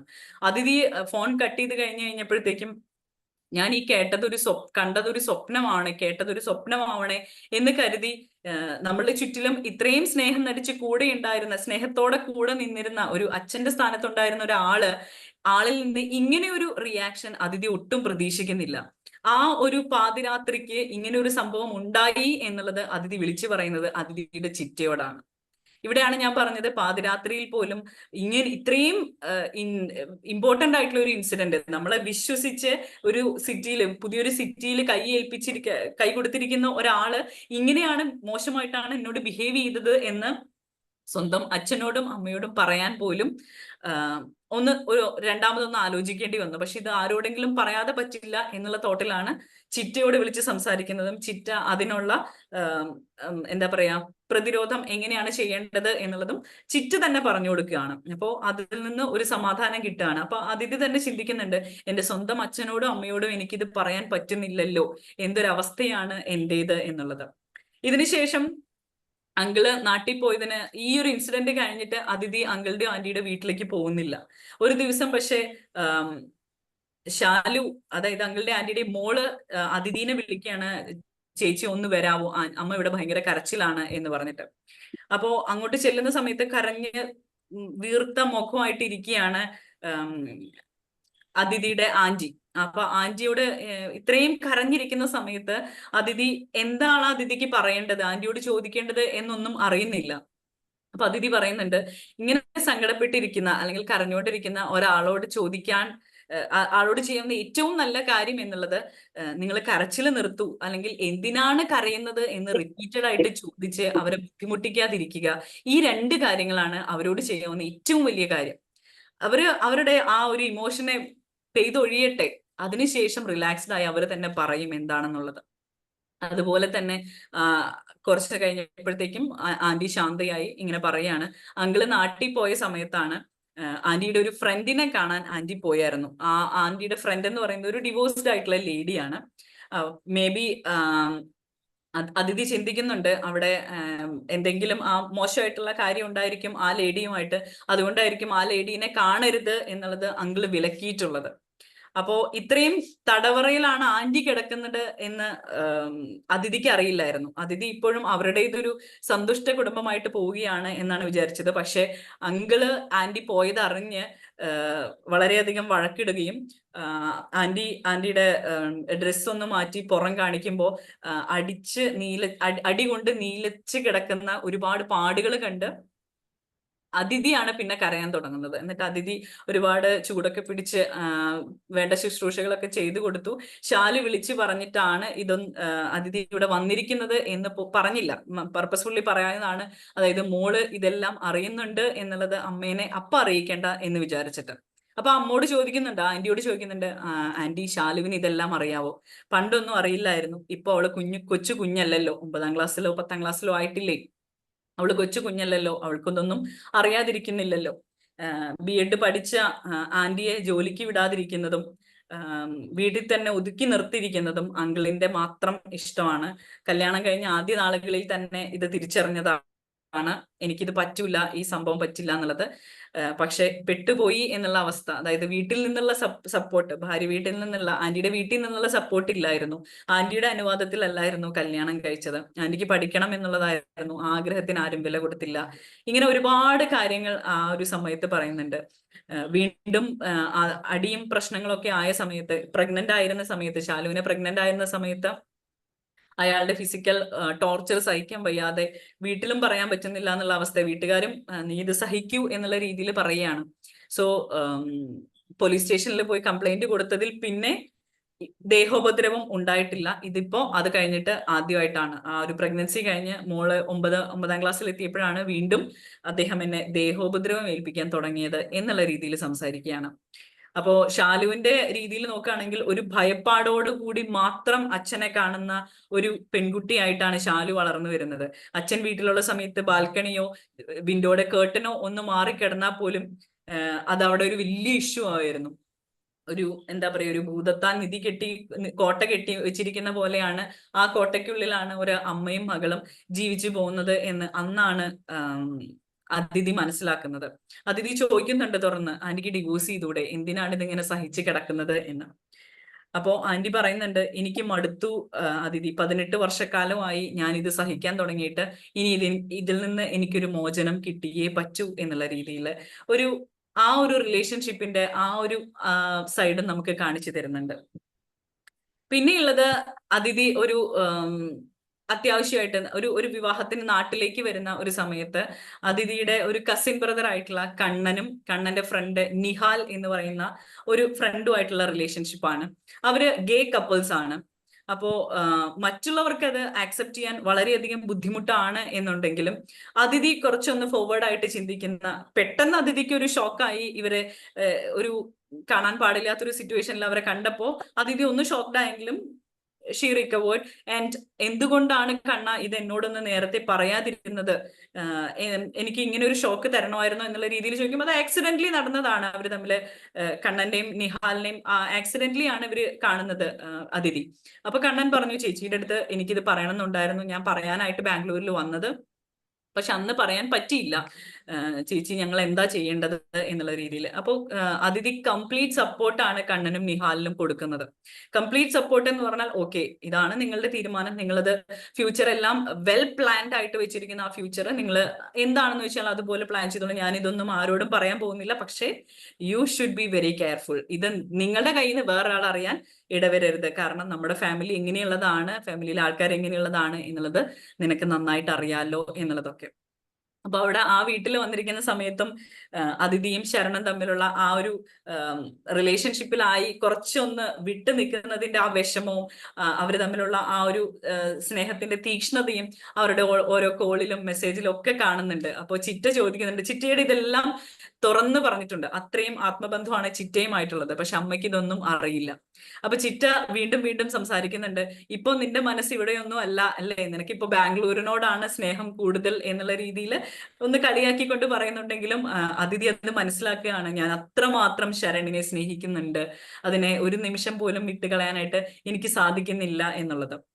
ഇത്രയും സങ്കടപ്പെട്ടതിനെല്ലാം എനിക്ക് കിട്ടിയ ഒരു വലിയൊരു നിധിയാണ് ശരൺ എന്നുള്ള രീതിയിലാണ് അതിഥി ശരണിനെ കാണുന്നത്.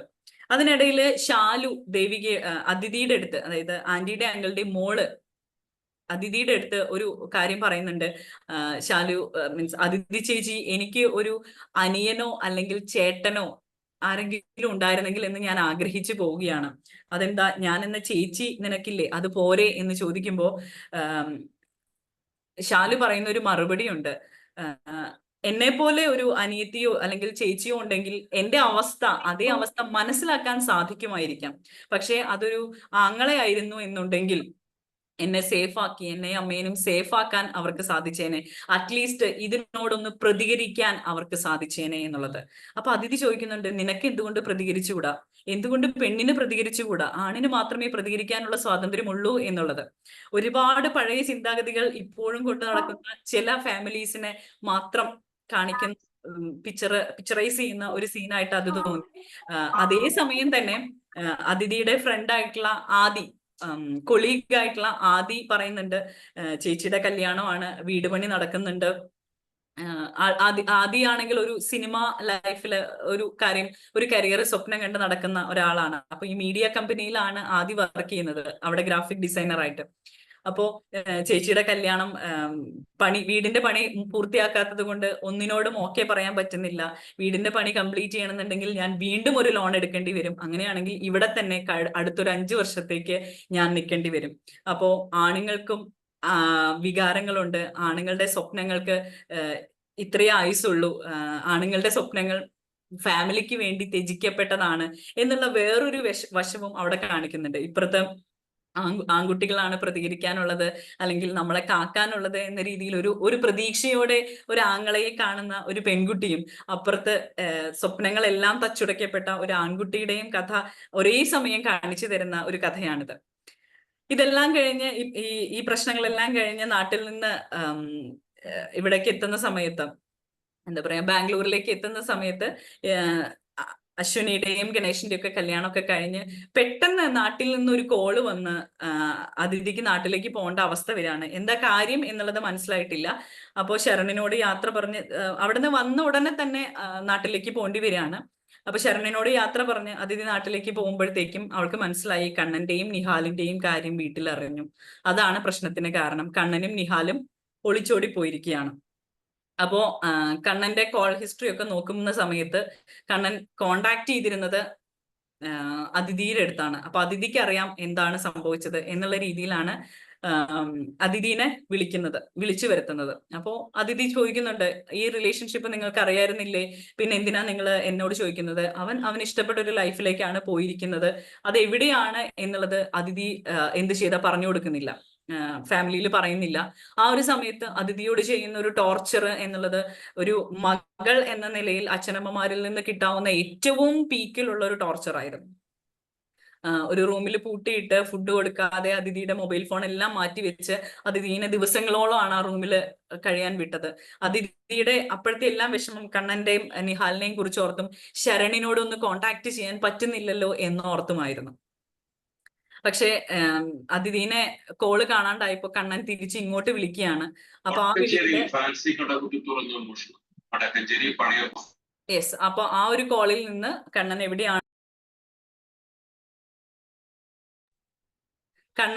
എവിടെയാന്നുള്ളത് ആ ഒരു കോളിൽ നിന്ന് അതിഥിയുടെ വീട്ടുകാരെ മനസ്സിലാക്കുകയാണ്. അപ്പോ അതിഥി ഇപ്പോ വീട്ടുതടങ്കലിലാണെന്നും കണ്ണൻ തിരിച്ചു വന്നില്ലെങ്കിൽ അതിഥീനെ തുറന്നു വിടില്ല, അതിഥിയുടെ ജോലി കളയും, അതിഥിയുടെ ലൈഫ് ഇതോടെ ഇല്ലാതാവും എന്നുള്ള രീതിയിലൊക്കെ ഭീഷണിപ്പെടുത്തുമ്പോൾ കണ്ണൻ സമ്മതിച്ച് നാട്ടിലേക്ക് തിരിച്ചു വരുന്ന ഒരു സീനും ഇവിടെ കാണുന്നുണ്ട്. നമ്മുടെ നാട്ടിലിപ്പോ ഗേ അല്ലെങ്കിൽ ലെസ്ബിയൻ എന്നുള്ള റിലേഷൻഷിപ്പ് എല്ലായിടത്തും ഉള്ള ഒരു സംഭവം തന്നെയാണ്. പക്ഷെ അത് അംഗീകരിക്കാൻ, അതല്ലെങ്കിൽ ട്രാൻസ്ജെൻഡർ എന്നുള്ളത് അംഗീകരിക്കാൻ ആയിട്ട് പലർക്കും ബുദ്ധിമുട്ടുള്ള ഒരു കാര്യമാണ്. അതിനെ ഓവർകം ചെയ്ത് നാട്ടുകാരുടെ മുമ്പിൽ എന്താവും എന്നുള്ള രീതിയിലൊക്കെ വേറൊരു ഇഷ്യൂ ആക്കി അതിനെ മാറ്റുകയാണ് ഇന്നത്തെ ഓരോ ഫാമിലീസിലും എന്നുള്ളത് ഇവിടെ കാണിക്കുന്നുണ്ട്. കൃത്യമായി അതിങ്ങനെ കാണിക്കുന്നുണ്ട്. എന്താണ് ആ ഒരു സമയത്ത് ഒരു ഫാമിലിയിൽ നടക്കുന്ന ഭൂകമ്പങ്ങൾ എന്നുള്ളത് വളരെ ക്ലിയർ ആയിട്ട് കാണിക്കുകയാണ്. ഇതെല്ലാം കഴിഞ്ഞ് അതിഥിയുടെ ബ്രദർ പറഞ്ഞാണ് ഇങ്ങനെയൊക്കെയാണ് ഇവിടെ നടന്നിട്ടുള്ളത്, ഈ ഒരു കണ്ടീഷനിലാണ് ചേച്ചീനെ തുറന്നു വിടുന്നത് എന്നുള്ളത് പറയുമ്പോഴാണ് അതിഥി അറിയുന്നത് ഇത്രയും ക്രൂരരായിരുന്നു എന്റെ പാരന്റ്സ് എന്നുള്ളത്. അവരുടെ കാര്യം സാധിച്ചെടുക്കാൻ വേണ്ടി എന്നെ വെച്ച് ഇത്രയും ടോർച്ചർ ചെയ്ത് എന്നെ വെച്ച് അല്ലേ കണ്ണന്റെ അടുത്ത് വിലപേശിയത് എന്നോർത്ത് ഒരുപാട് സങ്കടപ്പെടുന്നുണ്ടായിരുന്നു. അത് കഴിഞ്ഞ് തിരിച്ച് ബാംഗ്ലൂരിൽ എത്തുന്ന സമയത്ത് ഇവൾക്ക് ശരണിനെ മീറ്റ് ചെയ്യാനോ ശരണിനെ കാണാനോ പറ്റുന്നില്ല, കോൾ ചെയ്യാൻ പറ്റുന്നില്ല. അപ്പോൾ ലാസ്റ്റ് ശരൺ അയച്ച മെസ്സേജിലുണ്ടായിരുന്നു, എന്ത് പറ്റി അതിഥി, നിന്നെ മെസ്സേജ് അയച്ചിട്ട് കിട്ടുന്നില്ല, നീ എപ്പോഴെങ്കിലും വിളിക്കാൻ ഫ്രീ ആവാണ്, സൗകര്യം ഉണ്ടാവുകയാണ്, മീൻസ് ആ ഒരു കാര്യങ്ങളെല്ലാം റെഡി ആയിട്ട് വിളിക്കാൻ പറ്റുവാണെന്നുണ്ടെങ്കിൽ എത്രയും പെട്ടെന്ന് തന്നെ വിളിക്കൂ എന്നുള്ള മെസ്സേജാണ് ശരൺ അവസാനമായിട്ട് അയച്ചിരിക്കുന്നത്. അവിടെ ചെന്ന് ശരണിനെ കാണാതെ ശരിക്കും വീർപ്പ് മുട്ടുവാണ്. ഇത്രയും നാൾ അനുഭവിച്ച കാര്യങ്ങളെല്ലാം ഒന്ന് തുറന്ന് പറഞ്ഞ് ഒന്ന് പൊട്ടിക്കരയാനായിട്ട് അവള് ശരണിനെ അന്വേഷിച്ച് നടക്കുവാണ്. അപ്പോഴാണ് ശരണിന്റെ റൂംമേറ്റ്സ് വന്ന് അതിഥീനെ കാണുന്നത്. അപ്പോ ശരൺ എവിടെ എന്നാണ് റൂംമേറ്റ്സിനോട് ചോദിക്കുന്നത്. റൂംമേറ്റ്സിനെ എല്ലാം അതിഥിക്ക് നന്നായിട്ട് അറിയാം. ശരൺ എവിടെ എന്ന് ചോദിക്കുന്ന സമയത്ത് അതിഥി പാനിക് ആവരുത്, നീ ഈ സിറ്റുവേഷനെ നന്നായിട്ട് തന്നെ ഹാൻഡിൽ ചെയ്യണം എന്നുള്ള ഈ ഒരു 2 സ്റ്റേറ്റ്മെന്റ് വായിക്കുമ്പോഴത്തേക്കും നമ്മളുടെ ചങ്കിടിപ്പ് വേറെ ലെവലിലേക്ക് പോകും. ആ ഒരു അവരുടെ റിലേഷൻഷിപ്പിന്റെ ബ്യൂട്ടി ആസ്വദിച്ച് വായിച്ച ഒരാൾക്ക് ഈ ഒരു മൊമെന്റ് തീരെ താങ്ങാൻ പറ്റാത്തതാണ്. ശരണിന്റെ പാരന്റ്സ് ദുബായിലാണ്. ദുബായിൽ നിന്ന് കോൾ ഉണ്ടായിരുന്നു. ശരൺ അത്യാവശ്യമായിട്ട് ദുബായിലേക്ക് പോണ്ടി വന്നു. ഇന്നലെ ശരണിന്റെ എൻഗേജ്മെന്റ് ആയിരുന്നു എന്ന് പറഞ്ഞ് ശരൺ വേറൊരു കുട്ടിക്ക് മോതിരം കൈമാറുന്ന, മോതിരം ഇട്ട് കൊടുക്കുന്ന ഒരു ഫോട്ടോ കാണിക്കുകയാണ്. ആ മൊമെന്റിനെ അതിജീവിക്കാൻ പറ്റാതെ അവിടെ തളർന്ന് വീഴുവാണ് അതിഥി. അങ്ങനെ അതിഥി വീണ് അവിടുന്ന് അതിഥീനെ എല്ലാവരും കൂടെ ഹോസ്റ്റലിലേക്ക് എത്തിക്കുന്നു. ഹോസ്റ്റലിൽ അവളെ കൂടെ ഇരിക്കാൻ ആരും ഇല്ലാത്തത് കൊണ്ട് ആന്റിയുടെയും അങ്കിളിന്റെയും വീട്ടിലേക്ക് തന്നെ കൊണ്ടുപോവാണ്. അവിടെ ആന്റി അത്രയും സ്ട്രെസ്ഡ് ആയിട്ടുള്ള ഒരു സമയത്ത് ആന്റിയുടെ ഒരു സ്ലീപ്പിംഗ് പിൽസിന്റെ ഒരു ബോട്ടിൽ കണ്ടിട്ടുണ്ടായിരുന്നു. ആ ബോട്ടിൽ അപ്പാടെ എടുത്ത് വിഴുങ്ങുകയും സൂയിസൈഡിന് ശ്രമിക്കുകയും ചെയ്യാണ് അതിഥി. പക്ഷെ അത് അത്രയും ഡോസ് ഉള്ള ടാബ്ലറ്റ്സ് അല്ലാത്തത് കൊണ്ട് മരിക്കുന്നില്ല. ഇതെല്ലാം കഴിഞ്ഞ് അവൾ ജീവിതത്തിലേക്ക് പതുക്കെ പതുക്കെ തിരിച്ചു വരുന്ന സമയത്ത് ലയ ഡൽഹിയിൽ നിന്ന് പറന്നെത്തുവാണ് സുഹൃത്തിന് വേണ്ടിയിട്ട്.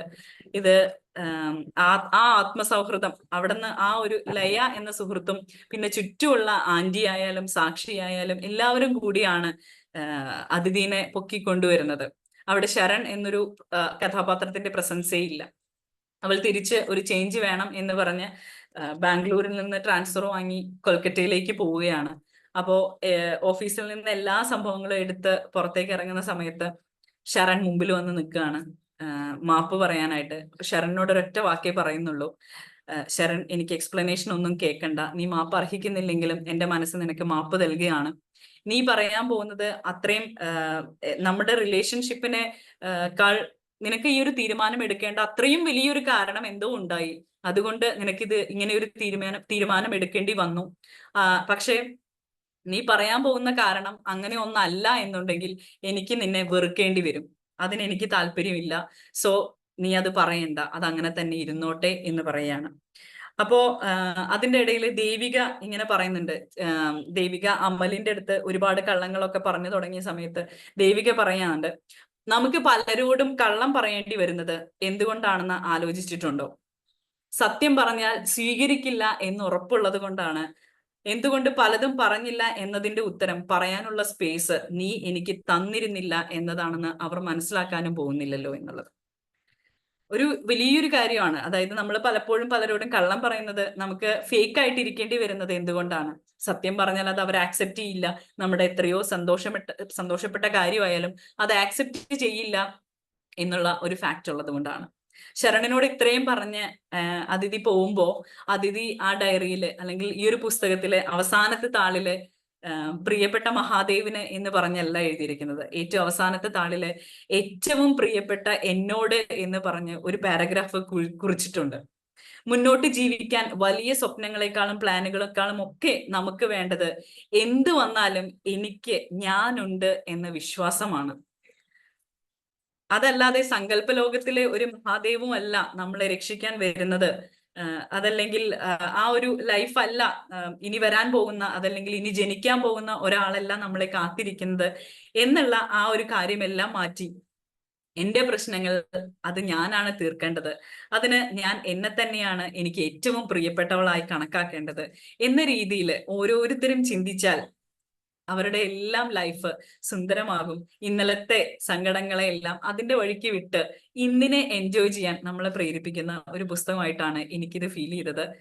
അപ്പോ ഇത്രയാണ് എനിക്ക് ഏറ്റവും പ്രിയപ്പെട്ട, എന്നോട് വായിച്ചപ്പോൾ എന്റെ മനസ്സിൽ സ്ട്രൈക്ക് ചെയ്ത കുറച്ച് കാര്യങ്ങള്. ഒരുപാട് റിയൽ ലൈഫുമായിട്ട് കണക്റ്റഡ് ആയിട്ടുള്ള ഒരു ബുക്കായിട്ടാണ് എനിക്ക് തോന്നിയത്. സോ നിങ്ങൾ ഇത് പറ്റുകയാണെന്നുണ്ടെങ്കിൽ വായിക്കാൻ ശ്രമിക്കുക എങ്ങനെയെങ്കിലും. അത് വെറുത്തായിരിക്കും. ഞാൻ ഈ പുസ്തകം വായിച്ചു തീർത്തത് വെറും 1.5 ദിവസം കൊണ്ടാണ്. അത്രയും നമ്മൾ വായിച്ചു കഴിഞ്ഞാൽ കണ്ടിന്യൂസ് ആയിട്ട് ഇരുന്ന് വായിച്ചു പോകുന്ന ഒരു പുസ്തകം തന്നെയാണിത്. സോ ഇത്രയും നേരം എന്നെ കേട്ടിരുന്ന എല്ലാവർക്കും thank you so much. Thank you so much. Thank you Greeshma, thank you so much. ഏറ്റവും പ്രിയപ്പെട്ട എന്നോട് എന്ന പുസ്തകം അതിഥിയിലൂടെ അതിഥി കേന്ദ്ര കഥാപാത്രമായിട്ട് മുന്നോട്ട് പോകുമ്പോൾ കുറേ കഥാപാത്രങ്ങളെ മനസ്സിലേക്ക് തറച്ച് വിടുന്ന രീതിയിലുള്ള ഒരു അവതരണമായിരുന്നു. ചിറ്റ, അതുപോലെ തന്നെ ലയ എന്ന നല്ല സുഹൃത്ത്, ഡയറിയും മഹാദേവും, ഗണേഷ്, ദേവിക, ആന്റി അങ്കിൾ ഷാലു എന്ന ആ ഒരു ത്രയങ്ങള്, അങ്ങനെ പിന്നെ ശരൺ എന്ന ആ ഒരു കഥാപാത്രം, ഇങ്ങനെ കുറേ കഥാപാത്രങ്ങളെ മനസ്സിലേക്ക് കടത്തിവിട്ടുകൊണ്ടുള്ള ഒരു വായനയായിരുന്നു ഇത്. എനിക്ക് ഏറ്റവും ഇഷ്ടപ്പെട്ട് കഴിഞ്ഞു പോയ കാലങ്ങളെ കുറിച്ച് ഓർത്ത് വിഷമിച്ചിട്ട് കാര്യമില്ലല്ലോ എന്നുള്ള ആ ഒരു ചോദ്യമാണ്. പിന്നെ അവസാനത്തെ ആ ഒരു വാക്ക്, എനിക്ക് ഞാനുണ്ട് എന്ന വിശ്വാസം എല്ലാവരിലും ഉണ്ടാവണം എന്നുള്ള ആ ഒരു ത്രെഡ്, അത് എല്ലാവരും സ്വീകരിക്കട്ടെ എന്ന് പറഞ്ഞുകൊണ്ട് നമ്മളെ സപ്പോർട്ട് ചെയ്യുന്ന എല്ലാവർക്കും അഭിപ്രായം പറയാനുള്ള സൗകര്യമുണ്ട്. അത് തുടങ്ങുന്നതിന് മുന്നേ നമ്മളെ സപ്പോർട്ട് ചെയ്തിരിക്കുന്ന എക്സെല്ല സ്കിൽ മാസ്റ്റേഴ്സ് ഇന്റർനാഷണൽ ദേശീയ അന്തർദേശീയ യൂണിവേഴ്സിറ്റികളുമായും ഓർഗനൈസേഷനുകളുമായും അസോസിയേറ്റ് ചെയ്തുകൊണ്ട് ഏതൊരാൾക്കും കുറഞ്ഞ ചെലവിൽ അന്താരാഷ്ട്ര നിലവാരമുള്ള training, life skills, counselling, applied psychology, life coaching തുടങ്ങിയ ലോങ് ടേം, ഷോർട്ട് ടേം കോഴ്സുകൾ ചെയ്യാൻ കഴിയുന്ന കേരളത്തിലെ മികച്ച പ്ലാറ്റ്ഫോം ആണ് Excella skill masters international, a complete training hub for psychology and life skill courses. നിങ്ങൾ ഒരു അധ്യാപകനോ പരിശീലകനോ കൗൺസിലറോ മറ്റേതെങ്കിലും മേഖലയിൽ പ്രവർത്തിക്കുന്ന ആളോ ആകട്ടെ, നിങ്ങളുടെ മേന്മ മെച്ചപ്പെടുത്തണമെന്ന് നിങ്ങൾ ആഗ്രഹിക്കുന്നുവെങ്കിൽ നിങ്ങളെ സഹായിക്കാൻ എക്സെല്ല സ്കിൽ മാസ്റ്റേഴ്സ് ഇന്റർനാഷണൽ റെഡിയാണ്. Excella skill masters international, a complete training hub for psychology and life skill courses. Thank you for hearing this. ഇനി ഈ പദ്ധതിയുടെ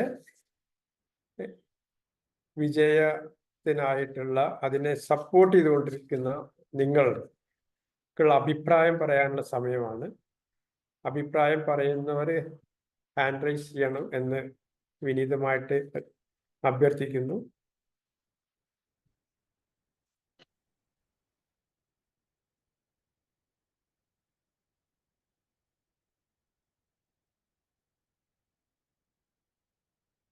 ആരെങ്കിലും അഭിപ്രായം പറയുന്നവരുണ്ടെങ്കിൽ ഹാൻഡ് റൈസ് ചെയ്യുക.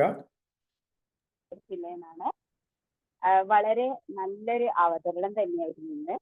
കാരണം എന്താ വെച്ചാല് പിന്നെ സമയം വൈകിയ വേളയിൽ ഞാൻ പറയാൻ ആഗ്രഹിക്കുന്ന ഈ ഒരു ബുക്ക് ഇനി വായിക്കണോ എന്നുള്ളതാണ് ഞാൻ ചിന്തിക്കുന്നത്. കാരണം അത്രയും എന്താ പറയാ, ഇമോഷണൽ ആയിട്ടാണെങ്കിലും പ്ലസന്റ് ആയിട്ടാണെങ്കിലും ആ അതിഥി എന്ന് പറഞ്ഞ വ്യക്തിയെ വളരെ മനോഹരമാക്കി തന്നെ നാം മനസ്സിലേക്ക് എടുത്ത് അത് ഞങ്ങളിലേക്കും കൂടി പകർന്നു തന്നതാണ്. അതുകൊണ്ട് തന്നെ എന്താ പറയാ, ആ ഒരു വിഷ്വലൈസേഷനും അതിഥിയായിട്ടും അതേപോലെ അതിഥിയുടെ ഫ്രണ്ട്സ് ആയിട്ടൊക്കെ ഞാനും ഇങ്ങനെ നടക്കുകയും അതോടുകൂടി തന്നെ എന്താ പറയാ, ശരിക്കൊരു സന്തോഷമാണ്, സങ്കടമാണ്, ഒരു നിർവൃതിയാണ്, എന്താണെന്നുള്ളത് എനിക്കറിയില്ല. പക്ഷെ അടിപൊളിയായിരുന്നു. Super. Always congrat. Thank you so much. Thank you, Srijana ma'am. Thank you so much. Next. Hello. Okay, please, Anish sir, continue. വളരെ വളരെ മനോഹരം, വാക്കുകൾക്കതീതം. ആ പുസ്തകത്തിന് എത്രത്തോളം മനസ്സിലേക്ക് ആവാഹിച്ചോ അത് നമ്മളിലേക്ക് അതുപോലെ തന്നെ എന്ത് ചെയ്തു, നമ്മളെ ഒഴുകുകയായിരുന്നു. പുസ്തകം വായിക്കുന്ന രൂപത്തിലാണ് പ്രസന്റേഷൻ. കാരണം ആ കഥാപാത്രങ്ങൾ പലപ്പോഴും നമ്മളൊക്കെ ആണോ അല്ലെങ്കിൽ ഞാനാണോ എന്ന് പലപ്പോഴും തോന്നിപ്പോകുന്നില്ല. ഓരോ സിറ്റുവേഷനുകളും നമ്മളെ അനുഭവങ്ങൾ, ജീവിതകാര്യം, സാഹചര്യങ്ങൾ, നമ്മളെ കുടുംബങ്ങള്, മറ്റുള്ളവരുടെ കുടുംബങ്ങള്, അവരുടെ പ്രശ്നങ്ങള്, അതൊക്കെ ദൈനംദിന ജീവിതത്തിൽ അത്രത്തോളം ഒപ്പിയെടുത്തത് എന്താ പറയാ, അതേപോലെ പുസ്തകത്തിലൂടെ സ്വയം ആവാഹിക്കുകയും അത് അത്ര മനോഹരമായിട്ട് പ്രേക്ഷകരിലേക്ക് എത്തിക്കുകയും ചെയ്ത അവതരണം പറഞ്ഞറിയിക്കാൻ വളരെ മനോഹരം, മാർവലസ്, എക്സലന്റ് എന്നൊക്കെ പറയുന്ന ആ വാക്കുകളൊക്കെ കിട്ടുന്നില്ല, അത്രയും മനോഹരം. Thank you ma'am, thank you. Thank you sir. Anees sir പറഞ്ഞപ്പോഴാണ് ഞാനൊന്ന് കൂട്ടിച്ചേർക്കുകയാണ്. നിമ്ന വിജയ് എഴുതിയ ആമുഖത്തില് അനീസ് സാറ് പറഞ്ഞ ഈ ഒരു കാര്യം കൃത്യമായിട്ട് പറഞ്ഞിട്ടുണ്ട് കേട്ടോ. എപ്പോഴും പറയാറുള്ളത് പോലെ വരികൾക്കിടയിൽ എവിടെയെങ്കിലും വെച്ച് നിങ്ങളെയോ പ്രിയപ്പെട്ട ആരെങ്കിലും ഒക്കെ കണ്ടുമുട്ടിയേക്കാം എന്ന് പുള്ളിക്കാരി തന്നെ പറഞ്ഞിട്ടുണ്ട്. ആ പുസ്തകം വായിച്ചില്ല, വളരെ തീർച്ചയായും നന്നായിട്ട് ഫീൽ ചെയ്തു. എന്റെ വൈഫ് വായിച്ചിട്ടുണ്ട്, പക്ഷെ എനിക്ക് Okay. Now continue with Austin Warner. Thank you so much. തുടക്കം തന്നെ ഗ്രീഷ്മാജി പറഞ്ഞിട്ടുണ്ടായിരുന്നു കാര്യം.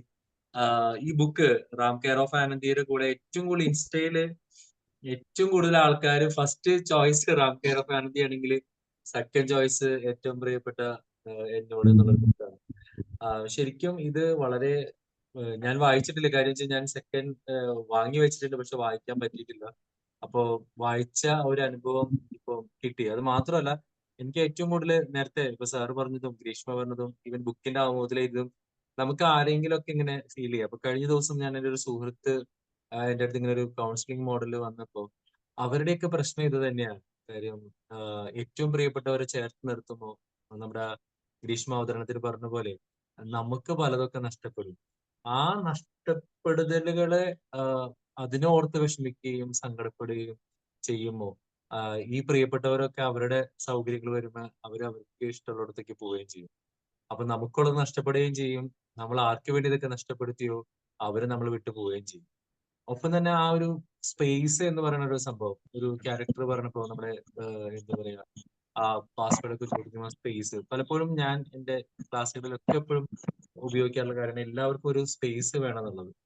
അപ്പൊ ആ സ്പേസിനെ കുറിച്ച് നേരത്തെ ശങ്കരണി സാറ് സൂചിപ്പിച്ച പോലെ ഇന്ന് നമ്മൾക്ക് കാണാൻ പറ്റുന്ന ഓൾമോസ്റ്റ് എല്ലാ ക്യാരക്ടേഴ്സിനെയും ഇതിനകത്തേക്ക് കൊണ്ടുവരാൻ പറ്റിയിട്ടുണ്ട്. ആ ഫാദർ മദർ റിലേഷൻഷിപ്പ് ആണെങ്കിലും, അതായത് എനിക്ക് തോന്നുന്നു നമ്മുടെ സമൂഹത്തിന്റെ സൊസൈറ്റിയുടെ ഒരു ചിത്രം, ഒരു പകുതി ഈ ഒരു ബുക്കിലൂടെ വരച്ചു കാട്ടാനായിട്ട് അതിന്റെ റൈറ്റർക്ക് കഴിഞ്ഞിട്ടുണ്ട്.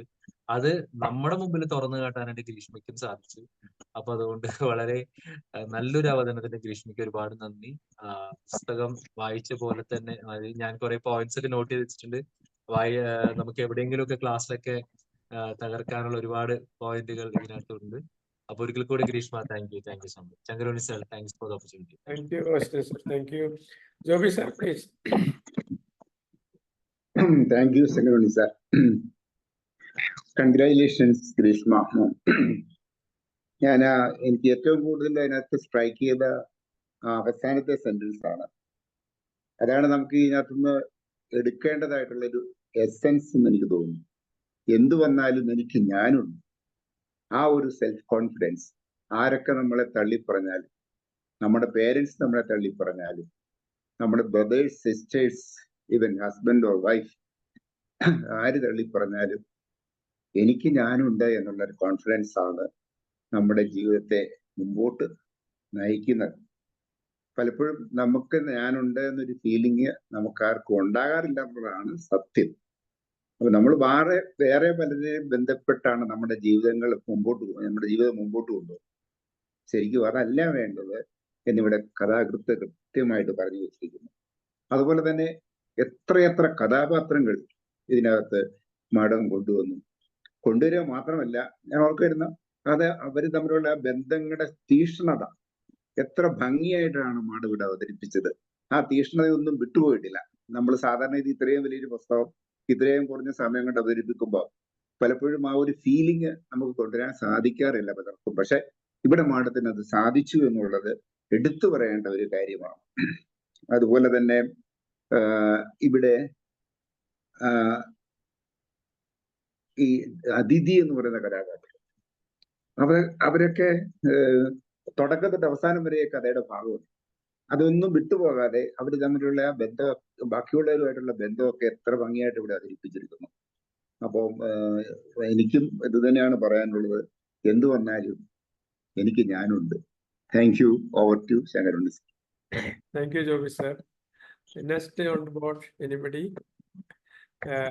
ചാറ്റില് ഹരിപ്രസാദ് സർ പറയുന്നു സൂപ്പർമാൻ. രമ മാഡം പറയുന്നു super session, thank you ma'am. Anuvitha Balan, great session, thank you so much Greeshma madam. Shyamala Kareem, super ma'am. Laila super, thank you ma'am. Jeeba Sreejith, ഓരോ കഥാപാത്രങ്ങളും മുന്നിലൂടെ സഞ്ചരിച്ച അവതരണം, super presentation Greeshma ma'am. Salija, great presentation, thank you ma'am. My math life, thank you all. Okay, Greeshma തന്നെയാണ്. Vijayan K, ആസ്വാദനം അതിൻ്റെ പാരമ്യതയിലെത്താൻ കഴിഞ്ഞു എന്നതാണ് മാഡത്തിന്റെ നേട്ടം, thanks. And Austin sir, great Greeshmaji, super presentation. Joby sir, presentation. And Regina Sebastian, great presentation Grishma. Vijesh Kadavallur, നല്ല അവതരണം. Aneesh Xavier ആളു, എങ്കിലും ഇത്രയും തിരിച്ചറിവുണ്ടായിരുന്ന അതിഥിയെ കൊണ്ട് കഥാകൃത്ത് ഒരു ആത്മഹത്യാ ശ്രമം നടത്തിയത് മനസ്സിലായില്ല. അർത്ഥശൂന്യമായ ജീവിതത്തിലാണ് ആത്മഹത്യ പ്രേരണകൾ. അതെല്ലാം വളരെ നല്ല അവതരണം. പ്രണയം, അതിന്റെ പച്ചപ്പ്, പരമാവധി വർണ്ണങ്ങൾ മനസ്സിൽ വാരി വിതറി. Jisha, Greeshma ma'am super. M Jose, dear madam excellent presentation. Abdul Bari, അവതരണം വളരെ നന്നായി. ഇത്രയും ചാറ്റിൽ നിന്ന് ഇത്രയും കാര്യങ്ങളാണ് ഞാൻ വായിച്ചത്, ഞാൻ കണ്ടത്. ഇനി നാളത്തെ വായനോത്സവത്തില് അഫ്സൽ സാറാണ് പുസ്തകം വായിക്കുന്നത്. മാനിഫെസ്റ്റോ എന്ന പുസ്തകമാണ് ഇവിടെ വായിക്കാൻ പോകുന്നത്. നാളത്തെ പുസ്തകം കേൾക്കാനായിട്ട് നിങ്ങൾ എല്ലാവരും വരണമെന്ന് അഭ്യർത്ഥിക്കുന്നു. ഇനി ആർക്കെങ്കിലും ഫീഡ്ബാക്ക് തരാനുണ്ടെങ്കിൽ ദയവായിട്ട് മുന്നോട്ട് വരിക. സാറേ, പുസ്തകം the world changes manifesto, Robin ശർമ്മയുടെ. ഓക്കെ, വേൾഡ് ചേഞ്ചസ് മാനിഫെസ്റ്റോ എനിക്ക് കാണാൻ പറ്റുന്നില്ല. ഇനി റോബിൻ ശർമ്മയുടെ ഫോട്ടോ കണ്ടു. Okay, thank U. The world changes manifesto, Robin Sharma. അതാണ് നാളത്തെ പുസ്തകം വായിക്കുന്ന അഫ്സൽ സാറാണ്. എല്ലാവരും നാളെ കൃത്യസമയത്ത് 8 മണിക്ക് തന്നെ വരണം. അതാണ് ഒരു റിക്വസ്റ്റ് ഉള്ളത്. തീർച്ചയായും നിങ്ങൾ എല്ലാവരും കാണാൻ ആഗ്രഹിക്കുന്നു. ആരും ഇനിയും ഫീഡ്ബാക്ക് തരാനില്ലെങ്കിൽ ഗ്രീഷ്മ മാഡത്തിന് ഞാൻ ഒരു അവസരം കൂടി കൊടുക്കുകയാണ്. എന്തെങ്കിലും പറയാനുണ്ടെങ്കിൽ പറയൂ. സന്തോഷം. ഹലോ ആ, ഗ്രീഷ്മ, പറഞ്ഞോളൂ മാം. ഗ്രീഷ്മ തുടങ്ങിയിടത്തു നിന്നുള്ള യാത്ര സുദീർഘമായി ചെയ്ത് തിരിച്ച് അവിടെ തന്നെ ആരൊക്കെ ഇല്ലെങ്കിലും എനിക്ക് ഞാനുണ്ടല്ലോ എന്നുള്ള ഒരു ആശ്വാസത്തിൽ കൊണ്ടുവന്ന് നിർത്തി. ഇതിനിടയ്ക്ക് നമുക്ക് ധാരാളം ഇൻസിഡൻസുകൾ ഉണ്ടായി. മഹാദേവനെ വിഷമിപ്പിക്കേണ്ടല്ലോ എന്ന് കരുതി അവനോട് റെസ്പോൺസ് ചോദിക്കാതിരിക്കുന്നു. അതുപോലെ നമ്മൾ സുരക്ഷിതരാണ് എന്ന് വിചാരിച്ചിരുന്ന പലയിടത്തും പല പ്രശ്നങ്ങളും കാണുന്നു. കുറെ സമയം നമുക്കൊരാശ്വാസം തന്നവർ അത് സ്ഥിരമായി തരാൻ പ്രാപ്തിയുള്ളവരല്ലെന്ന് തിരിച്ചറിയുന്നു. ഇങ്ങനെ ഒട്ടേറെ തിരിച്ചറിവുകൾക്ക് ശേഷം നമ്മൾ എവിടെയാണോ എത്തിച്ചേരേണ്ടത്, എന്താണോ നമ്മൾക്ക് ആത്യന്തികമായിട്ട് വേണ്ടത്, അവിടെ കൊണ്ടുവന്ന് അതിഥിയിലൂടെ ഗ്രീഷ്മ സമാധാനിപ്പിച്ച എല്ലാവരെയും ആരൊക്കെ ഇല്ലെങ്കിലും എനിക്ക് ഞാനുണ്ടല്ലോ, അത് നമുക്ക് വലിയൊരു പവറായിരിക്കട്ടെ. കാരണം നമ്മൾ ഇത്ര കാലം, എനിക്കൊക്കെ ഇത്ര പ്രായമായല്ലോ, ജീവിച്ചു വരുമ്പോൾ നമുക്ക് മനസ്സിലാകും നമ്മൾ അന്ന് പ്രതീക്ഷിച്ചതും അന്ന് നമുക്ക് ഉണ്ട് എന്ന് കരുതിയതും ഒക്കെ ഒരു പരിധി വരെ നമ്മൾ വിചാരിച്ച അത്ര നമുക്ക് കിട്ടുകയില്ല എന്ന്. അവസാനം നമുക്ക് ഒരാശ്വാസം, എനിക്ക് സാരമില്ല, എനിക്ക് ഞാനുണ്ടല്ലോ, ആ ഒരു ധൈര്യം എല്ലാവരും കൈമുതലായി സൂക്ഷിക്കുക. Congratulation Greeshma, and thank you Sankaranunni sir and the whole team. Okay. Krishna, the platform for you now. Thank you so much Alikutty ma'am. എനിക്കൊരു ഒരുപാട് ഫീൽ ചെയ്തൊരു ഫീഡ്ബാക്ക് ആയിപ്പോയി അത്. മാം വളരെ ഇമോഷണൽ ആയ പോലെ എനിക്ക് തോന്നിപ്പോയി. Yes, thank you so much. അപ്പോ സേവിയർ സാർ പറഞ്ഞിരുന്നു അതിഥീനെ കൊണ്ട് ആത്മഹത്യ ചെയ്യിപ്പിക്കേണ്ട എന്നുള്ളത്. ഇതിൽ അധ്യായം 1 ആരംഭിക്കുന്നത് ആത്മഹത്യ ചെയ്യുന്നവരെല്ലാം വിഡ്ഢികളാണെന്നാണ് എല്ലാവരും പറയുന്നത്. ഇന്നലെ വരെ ഞാനും അത് വിശ്വസിച്ചിരുന്നു. പക്ഷേ അതങ്ങനെയല്ല. അതെന്തുകൊണ്ടാണെന്ന് അറിയാൻ നിങ്ങൾ പുസ്തകം വായിച്ചാൽ മതി. അതുപോലെ വേറൊന്നുമില്ല എനിക്ക് നിങ്ങളോട് പറയാൻ. അതിഥി അവസാനത്തെ അധ്യായത്തിൽ എഴുതിയ ആ ഒരു കത്ത് വളരെ ചെറിയൊരു കത്താണ്. അത് വായിച്ചുകൊണ്ട് എനിക്ക് പറയാനുള്ളതെല്ലാം അതില് ഉൾക്കൊള്ളിക്കുകയാണ്. ഏറ്റവും പ്രിയപ്പെട്ട എന്നോട്, ചുറ്റുമുള്ള ഒന്നിലും ഒരു പ്രതീക്ഷയുമില്ലാതെ എന്നെ മാത്രം വിശ്വസിച്ചുകൊണ്ടുള്ള ഒരു പുതിയ യാത്രയിലാണ് ഞാനിപ്പോൾ. പുതിയ നഗരത്തിൽ എന്നെ കാത്തിരിക്കുന്നത് എന്തായാലും അതിനെ നേരിടാൻ ഞാനിപ്പോൾ ഒരുക്കമാണ്. വായിച്ചു തീർത്ത പുസ്തകങ്ങൾ പോലെയോ കണ്ടു തീർത്ത സിനിമകൾ പോലെയോ മനോഹരമാവില്ല ജീവിതം എന്നെനിക്ക് നന്നായി അറിയാം. പക്ഷെ അത് തന്നെയാണ് ജീവിതത്തെ ഇത്ര മനോഹരമാക്കുന്നത്. അടുത്ത നിമിഷം എന്ത് സംഭവിക്കുമെന്ന് നമുക്ക് ആർക്കും അറിയില്ല.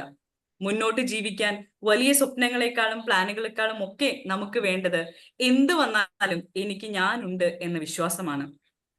വീണു പോകും എന്ന് തോന്നുമ്പോൾ 2 കൈകൊണ്ടും സ്വയം ചേർത്ത് പിടിക്കാൻ കഴിയും എന്ന ഉറപ്പാണ്. ഞാൻ ഏറ്റവും കൂടുതൽ സംസാരിക്കുന്നതും സമയം പങ്കിടുന്നതും എന്റെ കൂടെയാവുമ്പോൾ എന്നെ അത്രമേൽ മനസ്സിലാക്കാൻ മറ്റൊരാൾക്ക് എങ്ങനെ കഴിയും? സ്വയം നൽകുന്ന സ്നേഹം കൊണ്ട് ഞാൻ ആദ്യം പൂർണ്ണമാകേണ്ടതുണ്ട്. ആ പൂർണ്ണതയിൽ മാത്രമേ ചുറ്റുമുള്ള എല്ലാത്തിലും അതേ സ്നേഹത്തോടെ ചേർത്ത് പിടിക്കാൻ കഴിയുകയുള്ളൂ. ഇപ്പോൾ ലോകത്ത് മറ്റാരേക്കാളും ഞാൻ എന്നെ സ്നേഹിക്കുന്നുണ്ട്, വിശ്വസിക്കുന്നുണ്ട്. ഏറ്റവും പ്രിയപ്പെട്ട എന്നോട് ഒരുപാട് സ്നേഹത്തോടെ ഗ്രീഷ്മ. ഇവിടെ അതിഥിയാണ് എന്ന് മാത്രം. സോ ഈ ഒരു ഫ്ലോറില് എന്നെ കേട്ട എല്ലാവർക്കും thank you so much. Special thanks to Shankaranunni sir and Satish sir and everyone else in the floor. Thank you so much. Thank you. പുസ്തകത്തിന്റെ ഓദറിന്റെ പേരെന്ന് പറയുന്നത് Nimna Vijay. She is a very young girl, 22-23 years old only. Nimna Vijay. Light ആയിട്ട് Thank you, Krishna. Thank you so much. ഇവിടെ ഈ വേദിയിലെത്തിയ എല്ലാവർക്കും ഹൃദയത്തിന്റെ ഭാഷയിൽ നന്ദി പറയുന്നു. അതുപോലെ തന്നെ ഈ പ്ലാറ്റ്ഫോം കൈകാര്യം ചെയ്തുകൊണ്ടിരിക്കുന്ന ദിനേഷ് സാറ്, ദീപ, അതുപോലെ തന്നെ സിനീഷ് സർ, അങ്ങനെ കുറേ ആൾക്കാർ, അവർക്കൊക്കെ ഹൃദയത്തിന്റെ ഭാഷയിൽ കൺഗ്രാജുലേഷൻ, അഭിനന്ദനങ്ങൾ നൽകുന്നു.